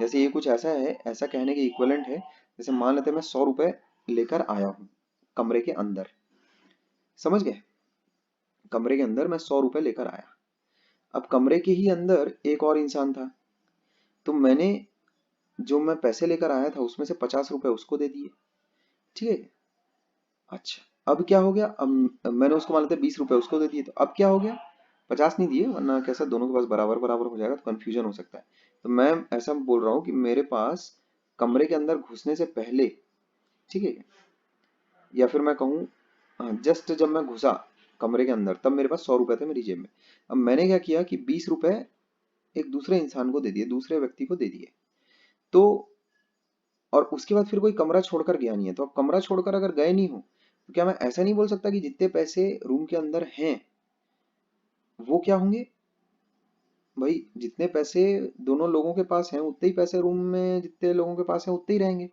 ठीक है, तो टोटल अमाउंट ऑफ मनी, अगर कोई भी इंसान अगर रूम छोड़कर अगर जा नहीं रहा तो total amount of money in the room will remain constant, इस बात से एग्री करते हो ना।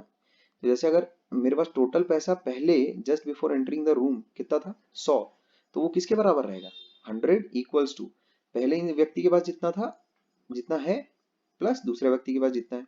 तो मोमेंटम कंजर्वेशन मामला जो है, इसका मतलब क्या है, जैसे इनिशियल मोमेंटम तुम्हारे पास कितना था, ठीक है क्या, अब उसमें कितना आया गया उसको एल्जेब्रिकली लिखोगे, ठीक है क्या, वो है इम्पल्स, इम्पल्स की भी जो डायमेंशन रहेगी वो केजी मीटर पर सेकंड वाली रहेगी, ठीक है, ध्यान रखना उसकी भी जो ऐसा यूनिट बनेगी केजी मीटर पर सेकंड वाली बनेगी। तो मेरा ये बोलना है कि इनिशियल मोमेंटम जो बॉडी के पास है उसमें किसी और ने कुछ कैसा इम्पार्ट किया, कुछ, है ना, अल्जेब्रिकली कुछ और इम्पार्ट किया, तो उससे फाइनल मोमेंटम क्या बन गया, समझिए, जैसे मेरे पास 500 रुपए है और मुझसे किसी ने 100 रुपए ले लिए, तो जो ये ले लिए वाला जो काम है ये इम्पल्स है, ये बात ध्यान में रखना, ले लिए या दे दिया, मोमेंटम कैसा, ले लिया या फिर दे दिया, ये वाला काम क्या है, इम्पल्स इसको बोलते हैं, समझ गए।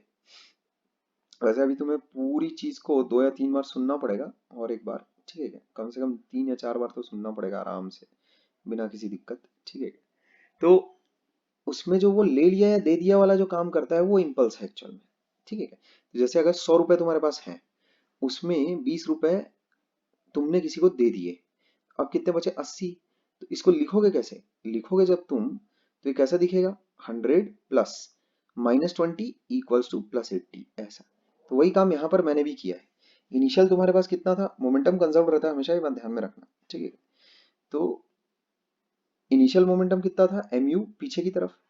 फिर इम्पल्स पड़ा। इम्पल्स पड़े का मतलब क्या हो गया कि कुछ लेन देन हुआ ना। ठीक है, कुछ लेन देन हुआ। ये वॉल ने, जो वॉल है उसने इस कार को कुछ मोमेंटम सप्लाई किया है, समझ गए? जिसकी वजह से उस कार का जो नया मोमेंटम है वो कुछ ऐसा हो गया है। ठीक है, जैसे अगर तुम्हारी जेब में 20 रुपए हैं और कोई आया और उसने तुम्हें 100 रुपए दे दिए, अब तुम्हारे दिन बदल गए, अब तुम्हारी जेब में कितने पैसे हो गए? 120। उसको लिखोगे कैसे? इनिशियली 20 था, है ना, जो भी है इनिशियली उसको लिख दो प्लस। अगर दे रहा है तो प्लस में लिखो, अगर ले रहा है तो माइनस में लिखो। एल्जेब्रिकली यूज करना पड़ेगा। तो 20 प्लस प्लस 100, कोई आया है और देकर गया ना तुमको 100 रुपए, बराबर फाइनली कितना हो गया तुम्हारे पास? 120। ठीक है, तो यहाँ भी वही सीन चल रहा है।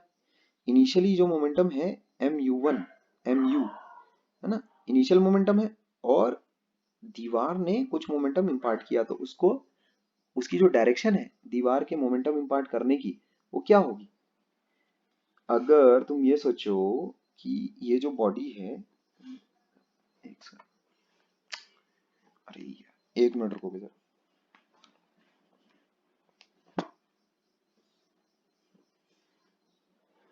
अरे,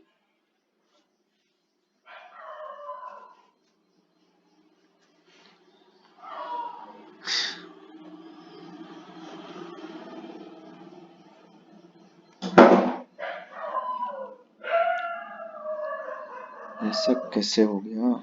एक सेकंड।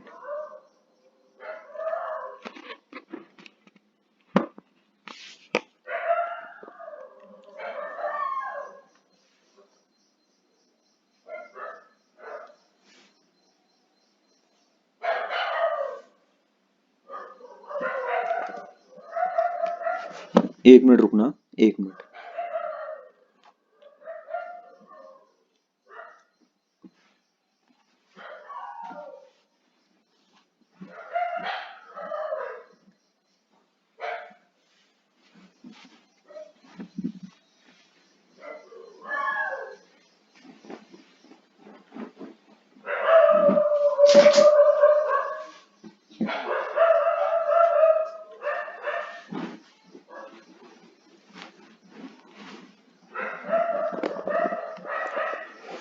ठीक है, आई एम बैक। ठीक है, तो बेसिकली होता क्या है, अरे यार क्या पनौती चल रही है, 1 मिनट।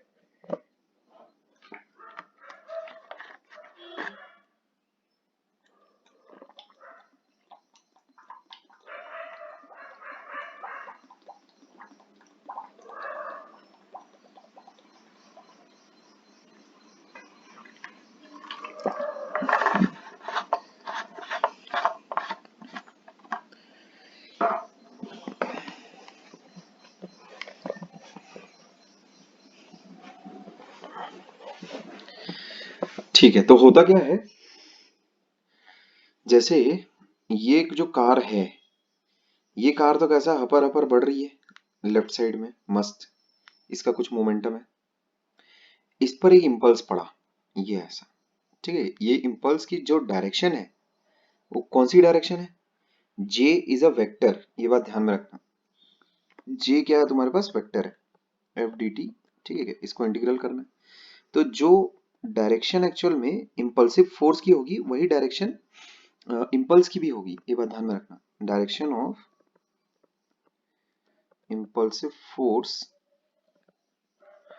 ठीक है, will be the same as direction of impulse. इस चीज का अपने को ध्यान रखना है, इस बात का अपने को ध्यान रखना है, ये बात ठीक है, दिमाग में रखना। अच्छा, अभी तुम्हारे पास इस फीलिंग को समझो जरा कि ये मामला बहुत ही सादे से जोड़ घटाव का है। मतलब जैसे अगर मेरी जेब में अगर 20 रुपए थे, अब मेरे ऊपर 80 रुपए का उधार है। इसका मतलब क्या है कि भाई जाहिर सी बात है, एक व्यक्ति आया होगा और उसने 100 रुपए तुमसे लेकर गए होंगे। ठीक है, मतलब तुम्हारे से 100 रुपए अगर निकल जाएंगे तो क्या हो जाएगा, -80 पर आ जाओगे ना। तो क्या हो जाएगा, इसका मतलब बोलूंगा मैं 80 रुपए का उधार है तुम पर, अब मतलब 80 रुपए तुमको किसी और को देने हैं। ठीक है क्या, क्लियर है। तो जैसे अगर तुम मान लेते हैं थोड़ी देर पहले तुम्हारी जेब में अभी 20 रुपए थे, थोड़ी देर के बाद 120 रुपए हो गए, इसका मतलब क्या है, एल्जेब्रिकली हो क्या रहा है भाई, 100 रुपए कोई आकर देकर गया है। खैर, तो यहाँ पर भी वही चीज है, इनिशियल मोमेंटम ये है। ठीक है क्या, मोमेंटम एक वेक्टर क्वांटिटी है, बात ध्यान में रखना। ठीक है, इनिशियल मोमेंटम ये है, इम्पल्स लगा इतने का। ठीक है, इतना इम्पल्स लगा, तो बस ये दोनों का जो एल्जेब्रिक समेशन होगा वो तुम्हारे सामने है, ये बस ऐसा, समझिए।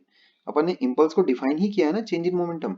तो initial momentum plus change in momentum अगर तुम करोगे, हैं, यहाँ देखो, initial momentum plus change in momentum अगर तुम करोगे तो तुमको क्या मिलेगा, फाइनल मोमेंटम नहीं मिलेगा। वही तो लिखा है, ये चीज क्या है, जे, और ये चीज क्या है, इनिशियल मोमेंटम। तो P1 प्लस जे बराबर P2 अगर हम लोग लिखते हैं तो क्या बुरा करते हैं, समझ में आ रहा है वो चीज क्या है करके। ठीक है, इनिशियल मोमेंटम प्लस इम्पल्स अगर तुम लिखकर अगर देते हो तो वो चीज क्या है, सादी सिंपल भाषा में क्या है, वो फाइनल मोमेंटम है। क्लियर है, इस प्रकार लिखा जाता है। तो यहां पर देखो, हम लोगों से पहले तो इम्पल्स पूछा गया है कि आप इम्पल्स कैलकुलेट करिए करके। ठीक है क्या, इम्पल्स कैलकुलेट करिए। ठीक है क्या, कॉज्ड बाय द कोलिजन, समझिए। ठीक है, impulse caused by the collision, ये आप पहले कैलकुलेट करिए। तो इसको कैसे कैलकुलेट करेंगे भाई, चेंज इन मोमेंटम, हो गया खत्म। यहाँ देखो, अपने को पता है इनिशियल मोमेंटम प्लस जे बराबर कितना होता है, फाइनल मोमेंटम होता है फॉर द कार। ठीक है क्या, ऐसा। तो जे बराबर मैं क्या बोलूंगा, इम्पल्स क्या हो गया, चेंज इन मोमेंटम, यही तो इम्पल्स की डेफिनेशन है। ठीक है, तो अच्छा अब देखो जरा ध्यान से, जो फाइनल मोमेंटम है वो कितना है तुम्हारे पास, कितना हो जाएगा वो, एम वी, ठीक है, आई क्या, समझ गए, माइनस जो इनिशियल मोमेंटम है ना, वो कितना है, minus M U I cap. ठीक है, minus M U I cap, ऐसा। तो बस इम्पल्स मेरे पास आ गया, देखो मस्त बढ़िया सा। ठीक है, इम्पल्स मेरे पास आ गया है, कितना आ जाएगा देखो, M V plus M U है ना आई कैप, इतना आ जाएगा मेरे पास इम्पल्स। ठीक है क्या, अच्छा, अब ऐसा तो है नहीं 9वीं कक्षा में तुमने कभी कोलिजन वर्ड ना सुना हो। ठीक है क्या, हाँ, इम्पल्स के साथ अभी तुम पहली बार काम कर रहे हो, लेकिन इसमें कुछ ऐसा तो भारी भयंकर कुछ है नहीं। ठीक है क्या, कुछ ऐसा भयानक भीषण तो ऐसा कुछ है नहीं। ये सब तुम काम एक तरह से देखा जाए तो ऑलरेडी 9th क्लास में ऑलरेडी कर चुके हो, थोड़ा थोड़ा इंट्रो तो हो ही गया था। ठीक है क्या, अच्छा खैर, तो इम्पल्स इतना आ गया, अब उसमें वी भी पता है, यू भी पता है, सब कुछ पता ही है। ठीक है, क्या क्या लिखा हुआ है भाई, देखो तुम्हारा उसमें 1500। ठीक है, ऐसा, और वी तुमको दिया हुआ है 15 प्लस 15, ऐसा।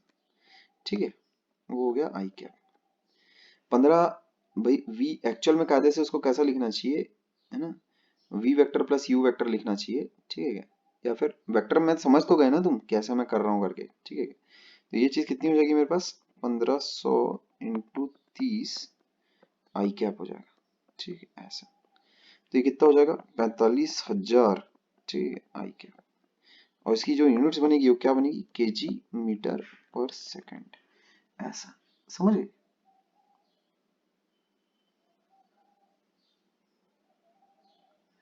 तो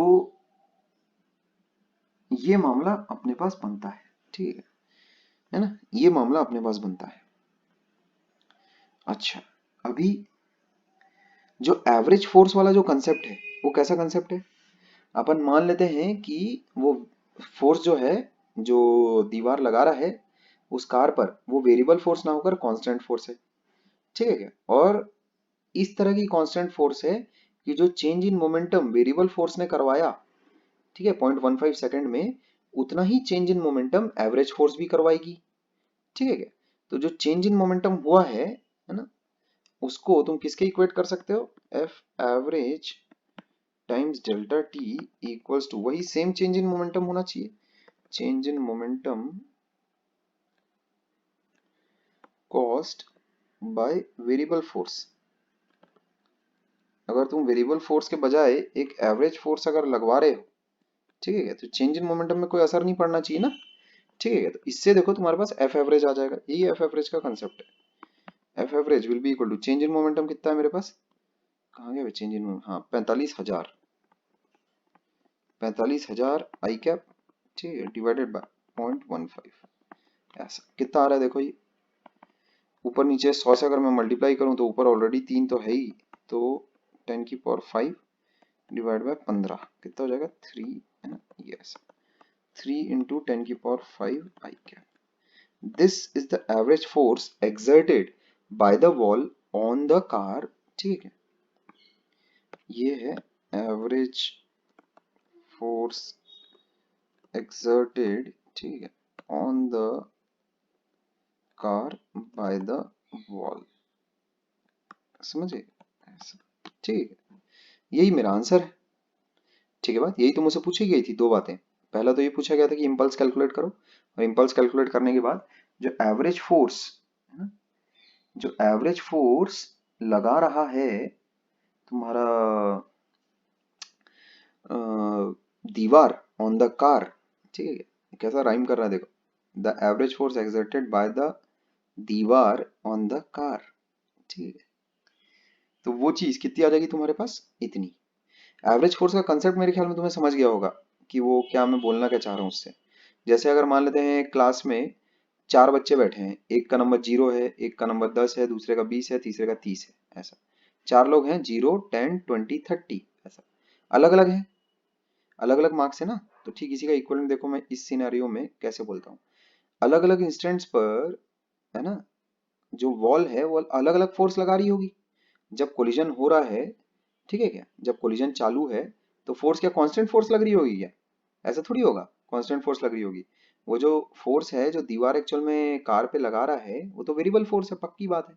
तो ठीक उसी प्रकार जैसे मान लेते हैं क्लास में 4 बच्चे हैं, एक का 0 मार्क्स है, एक का 10 मार्क्स है, एक का 20 मार्क्स है, एक का 30 मार्क्स है।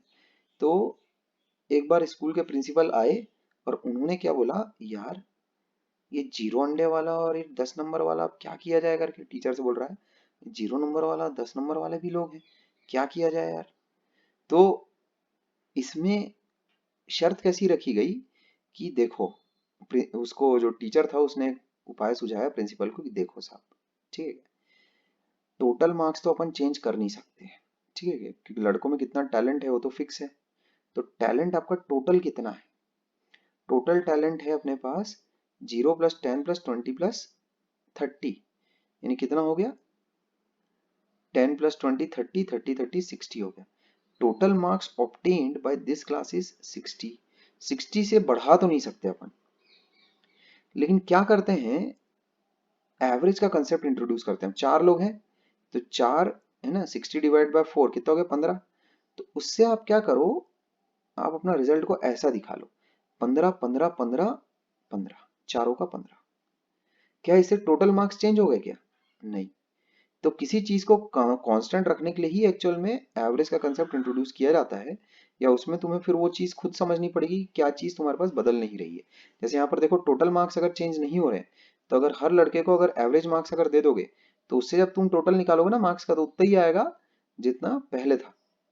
0 10 20 30 में जितना तुम्हारे पास टोटल नंबर ऑफ मार्क्स थे, उतना ही तुम्हारे पास बाद में भी आएंगे, उतने ही मार्क्स, ठीक है, टोटल मार्क्स उतने ही आएंगे। बट यहाँ पर तुमने इंडिविजुअल सभी लोगों को एक कॉमन नंबर दे दिया है, जो वो कॉमन नंबर है उसी को तुम एवरेज कहते हो, यही एवरेज का कंसेप्ट है, ठीक है।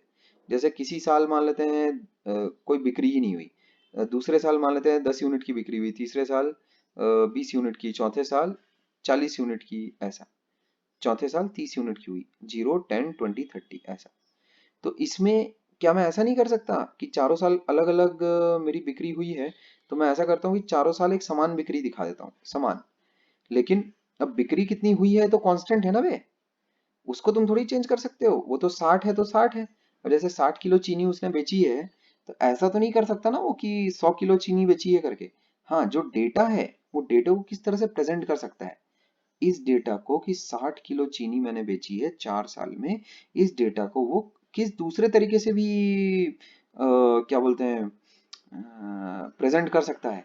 एक्चुअल में कायदे से अगर देखा जाए तो 60 किलो है ना, उसने टोटल जो दिया है वो अलग अलग टाइम इंस्टेंट्स पर अलग अलग बेचा होगा। हो सकता है कि किसी एक दिन उसकी 20 किलो चीनी बिक गई हो, लेकिन बाकी दिन उसकी चीनी ही नहीं बिक रही है। तो ये तो कर्व कैसा आएगा, रैंडम आएगा। तो ठीक उसी प्रकार फोर्स का भी रैंडम कर्व आया है। ठीक है, with respect to time force varies actually in a bit complicated manner. ठीक है क्या, ये ध्यान में रखना ये बात। एनीवेज खैर, तो एवरेज का जो कंसेप्ट है वो क्या करेगा, एवरेज वाला कंसेप्ट, जैसे अगर मान लेते हैं पहले साल 0 kg चीनी बिकी, दूसरे साल 10, तीसरे साल 20 और चौथे साल 30, ऐसा। तो उसमें तुम क्या करो, अगर इसी डाटा को अगर तुम्हें एवरेज के फॉर्मेट में अगर दिखाना है, एवरेज वाले फॉर्मेट में तुम क्या कर सकते हो मस्त बिंदास, कि हर साल दिखा दो कि 15 किलो चीनी बिकी है, मस्त। अब वो तुम्हारे अपने रीजंस हो सकते हैं कि तुम क्यों ऐसा डाटा दिखा रहे हो, ठीक है क्या। लेकिन जैसे अगर तुम उसमें ये ग्राफ अगर प्लॉट करते कि द अमाउंट ऑफ चीनी सोल्ड बाय द शॉपकीपर, ये टाइम हो गया, और ये लिख लो चीनी सोल्ड, ठीक है, CS, ऐसा।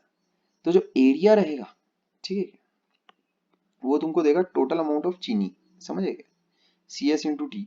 एरिया को अगर तुम कांस्टेंट अगर रखो, समझेगा, और ये यहाँ पर एवरेज अमाउंट ऑफ चीनी, ठीक है ना, एवरेज अमाउंट ऑफ चीनी कितनी उसने बेची, तो वो एक्चुअल में जो एवरेज वाला जो नंबर आता है वो उसी के अकॉर्डिंग आता है कि अपना एरिया अंडर द कर्व कैसा समान हो जाए। भाई टोटल अमाउंट ऑफ चीनी जो उसने बेची है वो तो समान रहेगी ना, तो total area under the curve जो आएगा तुम्हारे पास वो क्या आएगा, वो समान आएगा। ठीक है क्या, ये बात ध्यान में रखना। तो इससे एक्चुअल में एवरेज अमाउंट ऑफ चीनी वाला जो नंबर है वो आ जाता है। ठीक है बात, इससे एवरेज अमाउंट ऑफ चीनी वाला जो नंबर है वो आ जाता है। ठीक है, खैर, तो एवरेज फोर्स का कंसेप्ट मैंने दोबारा भी समझाया है, ठीक है, अच्छे से। एवरेज फोर्स का मीनिंग क्या होता है एक्चुअल में, ठीक है, वो चीज मैंने अभी अभी तुम्हें वापस से दोबारा समझाई। ठीक है, अच्छा, अभी जो इम्पल्स का एग्जाम्पल है कुछ, ठीक है, रियल लाइफ एग्जाम्पल में जैसे कुछ न्यूमेरिकल्स वगैरह तुम उसमें फेस करोगे, ठीक है, तो उस चीज के बारे में अभी थोड़ा सा समझ लो। जैसे अगर मान लेते हैं तुम्हारे पास, ठीक है, applications of impulse momentum equation, ठीक है,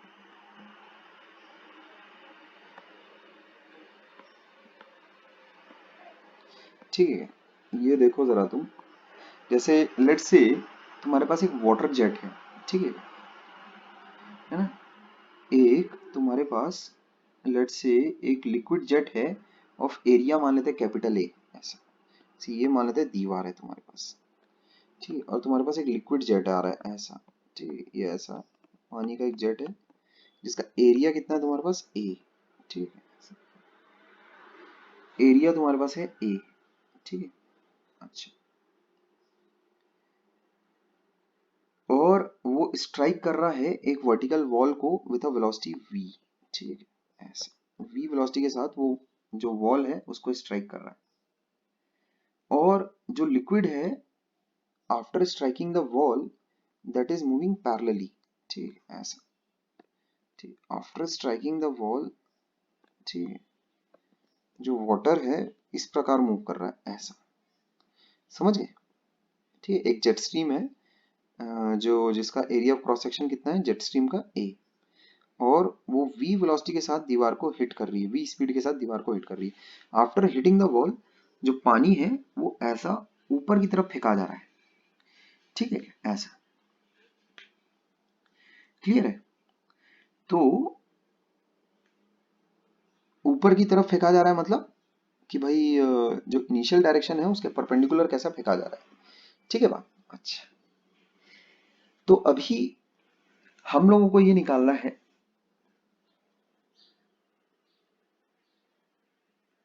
कि अगर मान लेते हैं delta T is the duration of strike, ठीक है, वी क्या है तुम्हारे पास, वी क्या है तुम्हारे पास, जिस स्पीड से कैसा वो स्ट्राइक कर रहा है, ठीक है ना, just before hitting the ball, वो v स्पीड उसकी है जेट स्ट्रीम की, ठीक है। A area of cross section है जेट स्ट्रीम का, ठीक है। तो उसमें मैं सिचुएशन लिख देता हूँ थोड़ी सी तुम्हारे सामने कि वो क्या है, ठीक है। उसमें ये बात ध्यान में रखना कि द लिक्विड है ना, water after striking the wall, ठीक है, moves parallel to the wall, ये अपने को दे रखा है, moves parallel to the wall, ये अपने को दे रखा है, समझ गए। अच्छा, डेल्टा टी, ठीक है, v क्या है, स्पीड ऑफ स्ट्राइक, ठीक है, ऑफ जेट स्ट्रीम, ठीक है। और इसमें डेल्टा टी क्या है अपने पास, टाइम ऑफ स्ट्राइक है, टाइम फॉर विच, है ना, या फिर टाइम फॉर विच मत करो, उसको लिखो ड्यूरेशन ऑफ स्ट्राइक, लिखो डायरेक्ट, ऐसा कर लो उसको, ड्यूरेशन ऑफ स्ट्राइक, ठीक है, ऐसा कर लो उसको। क्लियर है बात। तो फाइंड द फोर्स, है ना, find find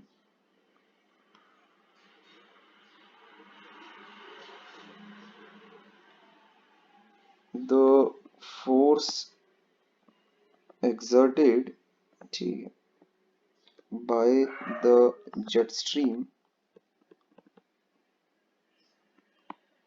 on the wall, ऐसा, समझिए क्या, ये अपने को फाइंड आउट करना है। क्लियर है क्या। और जो डेंसिटी दी हुई है हम लोग को लिक्विड की, वो दी हुई है रो, ठीक, rho is the density of liquid,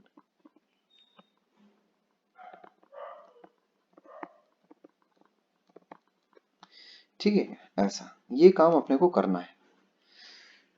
तो एक चीज तुम देखो, इसको एक मिनट रुको जरा, कैसे प्रेजेंट किया जाए, ठीक है, एक मिनट रुकोगे, मैं थोड़ा और सोच लेता हूँ, ठीक है।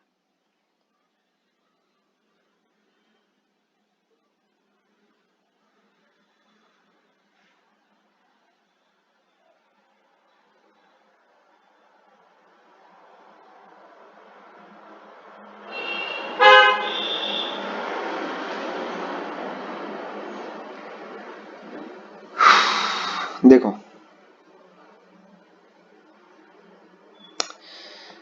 एक्स डायरेक्शन में एक्चुअल में, है ना, बड़े ध्यान से समझना, सॉल्यूशन इसका देखो कैसा है, कैसा वर्कआउट करके मैं दिखा रहा हूं तुम्हें, ठीक है। एक्चुअल वे में उसमें सीक्वेंस ऑफ जो स्टेप्स हैं, जो सॉल्यूशन की तरफ अपने को लेकर जाएंगे, वैसा टूटने नहीं चाहिए, इसलिए मैं थोड़ा पहले सोच ले रहा था कि सीक्वेंस में तुम्हें चीजें सामने प्रेजेंट करके दूं। तो बेसिकली एक्स डायरेक्शन में अगर तुम देखो, तो अगर तुम एक छोटा सा मास अगर कंसीडर अगर करते हो, ठीक है, डेल्टा एम वाला, तो उसकी स्पीड तुम्हारे पास कितनी है, ये दीवार है अपने पास, ठीक है, ये वॉल है। अब मान लेते हैं एक छोटा सा particle just before hitting the wall, उसकी स्पीड मान लेते हैं v है, ठीक है। तो वो जो छोटा सा मास है, ठीक है, उसकी स्पीड v है, ये इनिशियल मोमेंटम हो गया। अच्छा, इसके बाद क्या हुआ होगा, कुछ इम्पल्स मिला होगा उसको, ठीक है क्या, वॉल की तरफ से, और उसका फाइनल मोमेंटम कितना आ रहा है तुम्हारे पास, शून्य आ रहा है, समझ गए। अभी जे का मेरे को कोई साइन पता नहीं है, क्योंकि मेरे को पता नहीं है कि वॉल ने जो जेट स्ट्रीम है उस पर किस तरह की किस डायरेक्शन की फोर्स लगाई हुई, तो ऐसे में तुम जो एक वेरिएबल है उसका साइन छोड़ सकते हो, ठीक है। जब वो पूरा सॉल्व हो जाएगा तो ऑटोमेटिक उसका साइन के साथ आ जाएगा वो, ठीक है। अच्छा क्या, तो this is the impulse imparted to the jet stream, ठीक है क्या, बाय द वॉल। अच्छा, अब अगर वॉल ने जेट स्ट्रीम को इतना इम्पल्स प्रोवाइड अगर किया है, तो जेट स्ट्रीम ने भी इतना ही इम्पल्स प्रोवाइड किया होगा वॉल को, ये बात ध्यान में रखना, ठीक है। अच्छा, अभी जो चेंज इन मोमेंटम हुआ है ना, एक बात देखो जरा ध्यान से, ठीक है, कंसेप्चुअली इस चीज में बहुत क्लियर रहना, बिकॉज तुम आगे इस कंसेप्ट का एक्चुअल में यूज करने वाले हो, ठीक है क्या। तो यहाँ बड़े ध्यान से देखोगे, फोर्स, फाइनल हाँ क्या, फाइनल मोमेंटम जीरो कैसे? हाँ जीरो ऐसे कि क्या जेट स्ट्रीम की कोई भी वेलोसिटी है क्या एक्स डायरेक्शन में, उसकी सारी की सारी वेलोसिटी किस में चली गई, वो पूरा वाई में चला गया है, आधा पानी ऊपर चला गया, आधा पानी नीचे आ गया, ये देखो। उसमें हुआ कैसा, ये जो पानी ऐसा आके आ रहा था दीवार से टकराने के बाद, वो कैसा, आधा पानी तो ऊपर चला गया, आधा पानी ऐसा नीचे आ गया। तो एक्स डायरेक्शन में मेरा ये कहना है, जब पानी ही नहीं रहा तो उसका मोमेंटम का खाक रहेगा। समझ पा रहे हो क्या बोल रहा हूँ, पानी ही नहीं है तो भाई वो उसका मोमेंटम की तो कोई बात ही नहीं है, खैर। तो जो उसमें फाइनल मोमेंटम है वो शून्य है, ठीक है, बिकॉज जो पानी है वो किस तरह से मूव कर रहा है, वो दीवार के पैरेलली मूव कर रहा है, समझे क्या, ऐसा, ठीक है बात। अच्छा, तो एक्स डायरेक्शन के लिए ऐसा लिख लेना चाहिए, फॉर एक्स डायरेक्शन, ये बहुत ही इंपॉर्टेंट है, फॉर एक्स डायरेक्शन, ठीक है, ऐसा, ये बहुत ही इंपॉर्टेंट है, ये हम लोग लिख लेते हैं, ठीक है, ये हम लोग लिख लेते हैं। अच्छा, अभी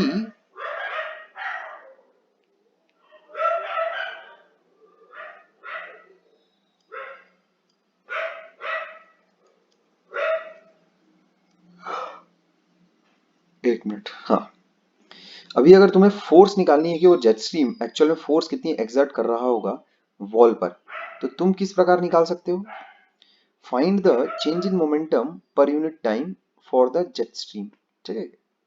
कैसे निकालेंगे वो चीज, इसको मैं लिख देता हूँ ऐसे, चेंज इन मोमेंटम, ठीक है, पर unit time will give us force, ठीक है, exerted by the jet stream। अब ध्यान में रखना, चेंज इन मोमेंटम किसका, चेंज इन मोमेंटम किसका, जेट स्ट्रीम का, समझ गए, change in momentum of jet stream, ठीक है क्या। तो जो चेंज इन मोमेंटम हुआ जेट स्ट्रीम का, उससे force exerted on the jet stream आ जाती है, समझे, ऑन द जेट स्ट्रीम आ जाता है कि जेट स्ट्रीम पर इतनी फोर्स लगी होगी, तो इसका मतलब क्या है, वही फोर्स जेट स्ट्रीम ने भी वॉल पर लगाई होगी, समझ गए। ये ध्यान में रखना है, बहुत ही इंपॉर्टेंट पॉइंट है, जिस भी बॉडी का हम लोग चेंज इन मोमेंटम मेजर करते हैं उस पर कितनी फोर्स लग रही है ये अपने को मिलता है ना। तो अगर हम लोग जेट स्ट्रीम का अगर चेंज इन मोमेंटम अगर देखें एक्स डायरेक्शन में, यार एक तो कुत्तों का आतंक इतना भयंकर है, हमारे रायपुर में तो यार ऐसे कुत्तों को पकड़ पकड़ के लेकर जाते थे मस्त गाड़ी में भर भर के, यहाँ तो यार पूरा कुत्ता नगरी हो गई है साला एकदम। खैर, तो एक बात का तुम हमेशा ध्यान रखना कि जिस बॉडी के लिए तुम चेंज इन मोमेंटम निकाल रहे हो उस बॉडी पर क्या फोर्स लग रही है वो चीज आ जाती है तुम्हारे पास, इस बात का खास ख्याल रखना। खाली ऐसा अंधी बहरी लगा दिए चेंज इन मोमेंटम पर यूनिट टाइम बराबर फोर्स होता है, किसके किस कौन से वाले पार्टिकल के लिए लगा रहे हो, उससे क्या आता है, इन सारी चीजों का मीनिंग तुम्हें बड़ा अच्छे से क्लियर होना चाहिए, ठीक है, ये ध्यान रखना। तो जेट स्ट्रीम की जो एक्स डायरेक्शन में जो चेंज इन मोमेंटम है, ठीक है क्या, वो अपन ने निकाल लिया है, समझ गए। अच्छा, अभी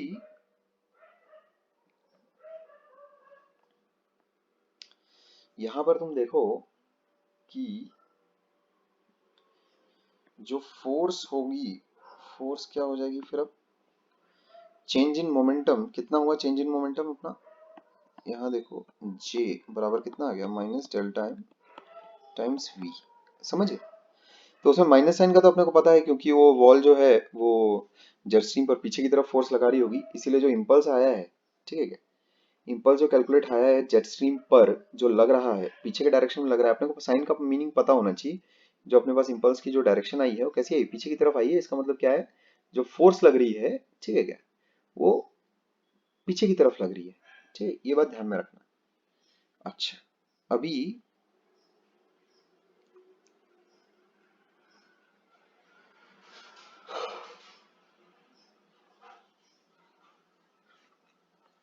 अभी देखो, जो फोर्स है वो तुम निकालोगे कैसे?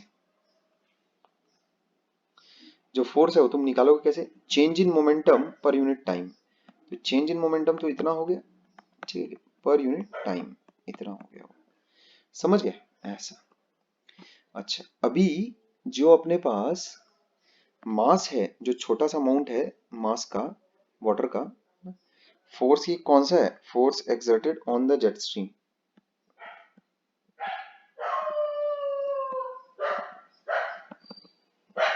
है तो ये बहुत ही छोटा सा, मैं इस पे बहुत बोल बच्चन किए जा रहा हूँ। तो force exerted on the jet stream इतना आ जाता है, change in momentum of the jet stream. ठीक है, यहाँ पर पूरा लिखते चलो, चेंज इन मोमेंटम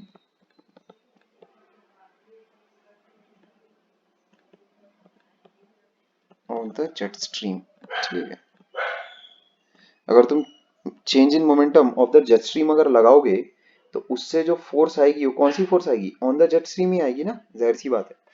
तो इस चीज को तुम कैसे लिख सकते हो? और इस चीज को तुम कैसे लिख सकते हो? ये हो जाएगा तुम्हारे पास, मास को तुम लिख सकते हो डेंसिटी टाइम्स वॉल्यूम।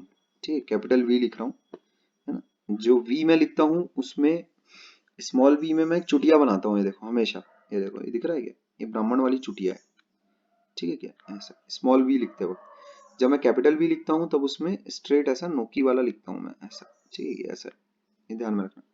तो डेंसिटी टाइम्स वॉल्यूम, वो चीज तुम्हें क्या दे देगा? मास दे देगा। अच्छा, times velocity divided by delta T, ऐसा आ गया तुम्हारे पास। ठीक है, अच्छा, अभी डेल्टा वी को तुम एक्चुअल में क्या बोल सकते हो? देखो जरा, डेल्टा वी एक्चुअल में होता क्या है। मान लेते हैं जो तुम्हारा स्ट्रीम है, ठीक है, वो मान लेते हैं डेल्टा टी में डेल्टा एक्स दूरी आगे गया है, समझे? ऐसा, समझ पा रहे हो? तो delta we change in volume जो होगा उसको तुम क्या लिख सकते हो? देखो, ए डेल्टा एक्स लिख सकते हो, नहीं लिख सकते हो? ये जो छोटा सा वॉल्यूम है, समझे क्या? ये जो वॉल्यूम है तुम्हारे पास डेल्टा वी, ठीक है, ये जो छोटा सा वॉल्यूम है अपने पास डेल्टा वी, उसको मैं ये नहीं लिख सकता, ये एरिया ऑफ क्रॉस सेक्शन है टाइम्स डेल्टा एक्स, ऐसा लिख सकता हूँ ना? ठीक है क्या? जो छोटा वॉल्यूम है मेरे पास, ठीक है क्या, जो क्या बोलते हैं, तुम्हारे पास एरिया ए है अगर, ठीक है, तो उसमें अगर मेरे पास लेंथ जो है वो मान लेते हैं डेल्टा एक्स की है, तो जो वो वॉल्यूम होगा जेट स्ट्रीम का, उसको मैं कितना लिख सकता हूँ? ए डेल्टा एक्स लिख सकता हूँ, नहीं लिख सकता हूँ? Area, area of cross section multiplied by length. Area of cross section मान लेते हैं सिलेंड्रिकल है, जैसे area of cross section multiplied by length of the cylinder, उस चीज से क्या आ जाता है अपने पास? वॉल्यूम आ जाएगा, नहीं आ जाएगा उसका? ठीक है, क्या बोलना चाह रहा हूँ मैं, समझ पा रहे हो? जो वॉल्यूम है जेट स्ट्रीम का, ठीक है क्या, मल्टीप्लाइड बाय डेंसिटी, तो उससे जेट स्ट्रीम का मास आ जाएगा मेरे पास। ठीक है क्या? अच्छा, है ना। तो मास की जगह मैंने क्या लिख दिया? डेंसिटी इंटू वॉल्यूम लिख दिया। अभी वॉल्यूम जो मैं लिख रहा हूँ उसको क्या कर रहा हूँ? Area of cross section of jet stream multiplied by length. ठीक है क्या? ये मैं कर रहा हूँ, क्लियर है? ये काम मैं कर रहा हूँ, ठीक है ना? कैसे इसको जस्टिफाई करोगे? ए डेल्टा एक्स एक्चुअल में क्या है?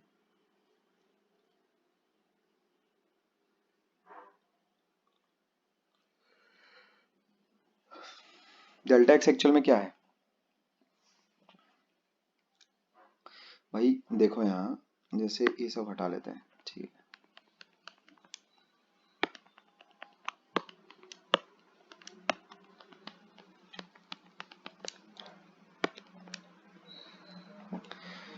तो अपना जो जेट स्ट्रीम है उसका एरिया ऑफ क्रॉस सेक्शन तुम्हारे पास कितना है? ए, ऐसा, ठीक है, ऐसा, ये एरिया ऑफ क्रॉस सेक्शन है। अभी डेल्टा टी टाइम में हुआ क्या? Just before hitting the wall, मान लेते जेट स्ट्रीम की ये सिचुएशन है, ठीक है क्या? तो मैं ऐसा बोल रहा हूँ कि जो मास है जो इंटरेक्ट कर रहा है वॉल के साथ ड्यूरिंग कोलिजन, वो डेल्टा एम है, ठीक है, वो मान लेते हैं डेल्टा एम है। तो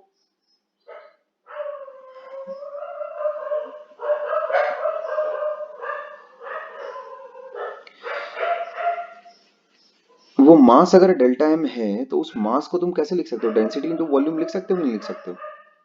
ठीक है, वो जो मास है जो इंटरेक्ट कर रहा है तुम्हारा, है ना, वॉल के साथ, उसको तुम डेंसिटी टाइम्स वॉल्यूम लिखो बिना किसी दिक्कत के। अच्छा, जब वॉल्यूम लिखोगे तो वो वाली वॉल्यूम होगी क्या? कौन सी वाली वॉल्यूम होगी वो? तो वो ये वाली वॉल्यूम होगी। मैं ये बताना चाह रहा हूँ कि डेल्टा टी टाइम में एक्चुअल में, ठीक है, मान लेते हैं ये जो पार्टिकल है, ये जो जेट स्ट्रीम है, डेल्टा एक्स लेंथ आगे मूव कर गया, ये ऐसा,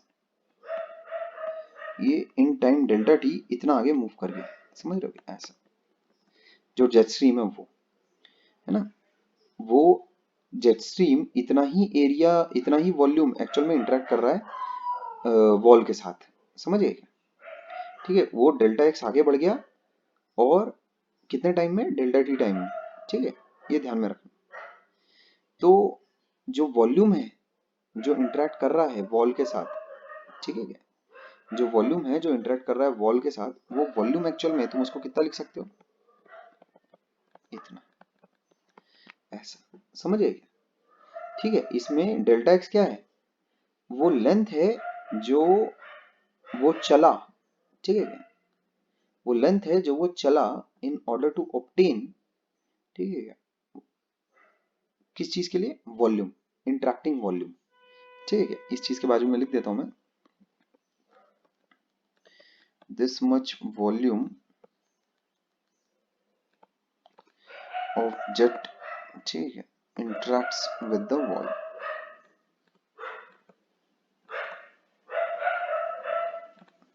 ठीक है, तो इससे काफी फेमस फॉर्मूला निकल कर आ जाता है, जो फोर्स है वो कितना हो गया? चेंज इन मोमेंटम इतना पर यूनिट टाइम। तो जो मोमेंटम है उसमें v तो वैसी का वैसी रहने दो, डेल्टा m को तुम कैसे लिख सकते हो? रो डेल्टा v, ठीक है, divided by delta T. Delta T time के लिए एक्चुअल में इंटरेक्शन हो रहा है ना। अच्छा, अब डेल्टा v को तुम कैसे लिख सकते हो? v times rho a delta x upon delta T. अब delta x upon delta T क्या होता है? v स्पीड, तो ये हो जाएगा रो a v स्क्वायर, ठीक है, this is the force exerted on the stream, ठीक है, ऑन द स्ट्रीम। अच्छा, अब बाय न्यूटन्स थर्ड लॉ, अगर स्ट्रीम पर इतनी फोर्स अगर लग रही है तो इतनी फोर्स दीवार पर भी लगेगी। नाउ, ठीक है, उसको ऐसा लिखो, फोर्स ऑन वॉल, ठीक है, will be equal in magnitude to force exerted on stream, ठीक है। इसमें कोई ऐसा लड़ने झगड़ने वाली कोई बात नहीं कि यार मेरा तेरा क्या, सारा मेहनत तो मैंने की, इसमें कोई और क्रेडिट लेकर जा रहा है क्या? तो खैर, तो फोर्स वॉल पर कितनी होगी? फोर्स एक्सर्टेड ऑन स्ट्रीम, ये बात ध्यान में रखना है, ठीक है। तो ये हो जाता है force exerted on wall will be this much. इस बात का तुम्हें ध्यान रखना है, ठीक है, इस बात का तुम ध्यान रखोगे, क्लियर है? अच्छा, 1 मिनट, है ना, थोड़ी देर का अपने को ब्रेक लेना पड़ेगा, ठीक है, मैं काफी देर से एक्चुअल में बोल रहा हूँ, थोड़ी देर का ब्रेक लेते हैं, ठीक है, 10 मिनट के बाद हम लोग फिर मिलेंगे, ठीक है, थोड़ा पानी वगैरह पी लूँ मैं। तो ये जो है अपना काम, ये वाला तो हो गया, force exerted on the wall कितना होगा? रो ए वी स्क्वायर, ठीक है, इस बात का तुमको ध्यान रखना है, ठीक है। अच्छा, थोड़ी देर का 10 मिनट का ब्रेक लेते हैं, ठीक है।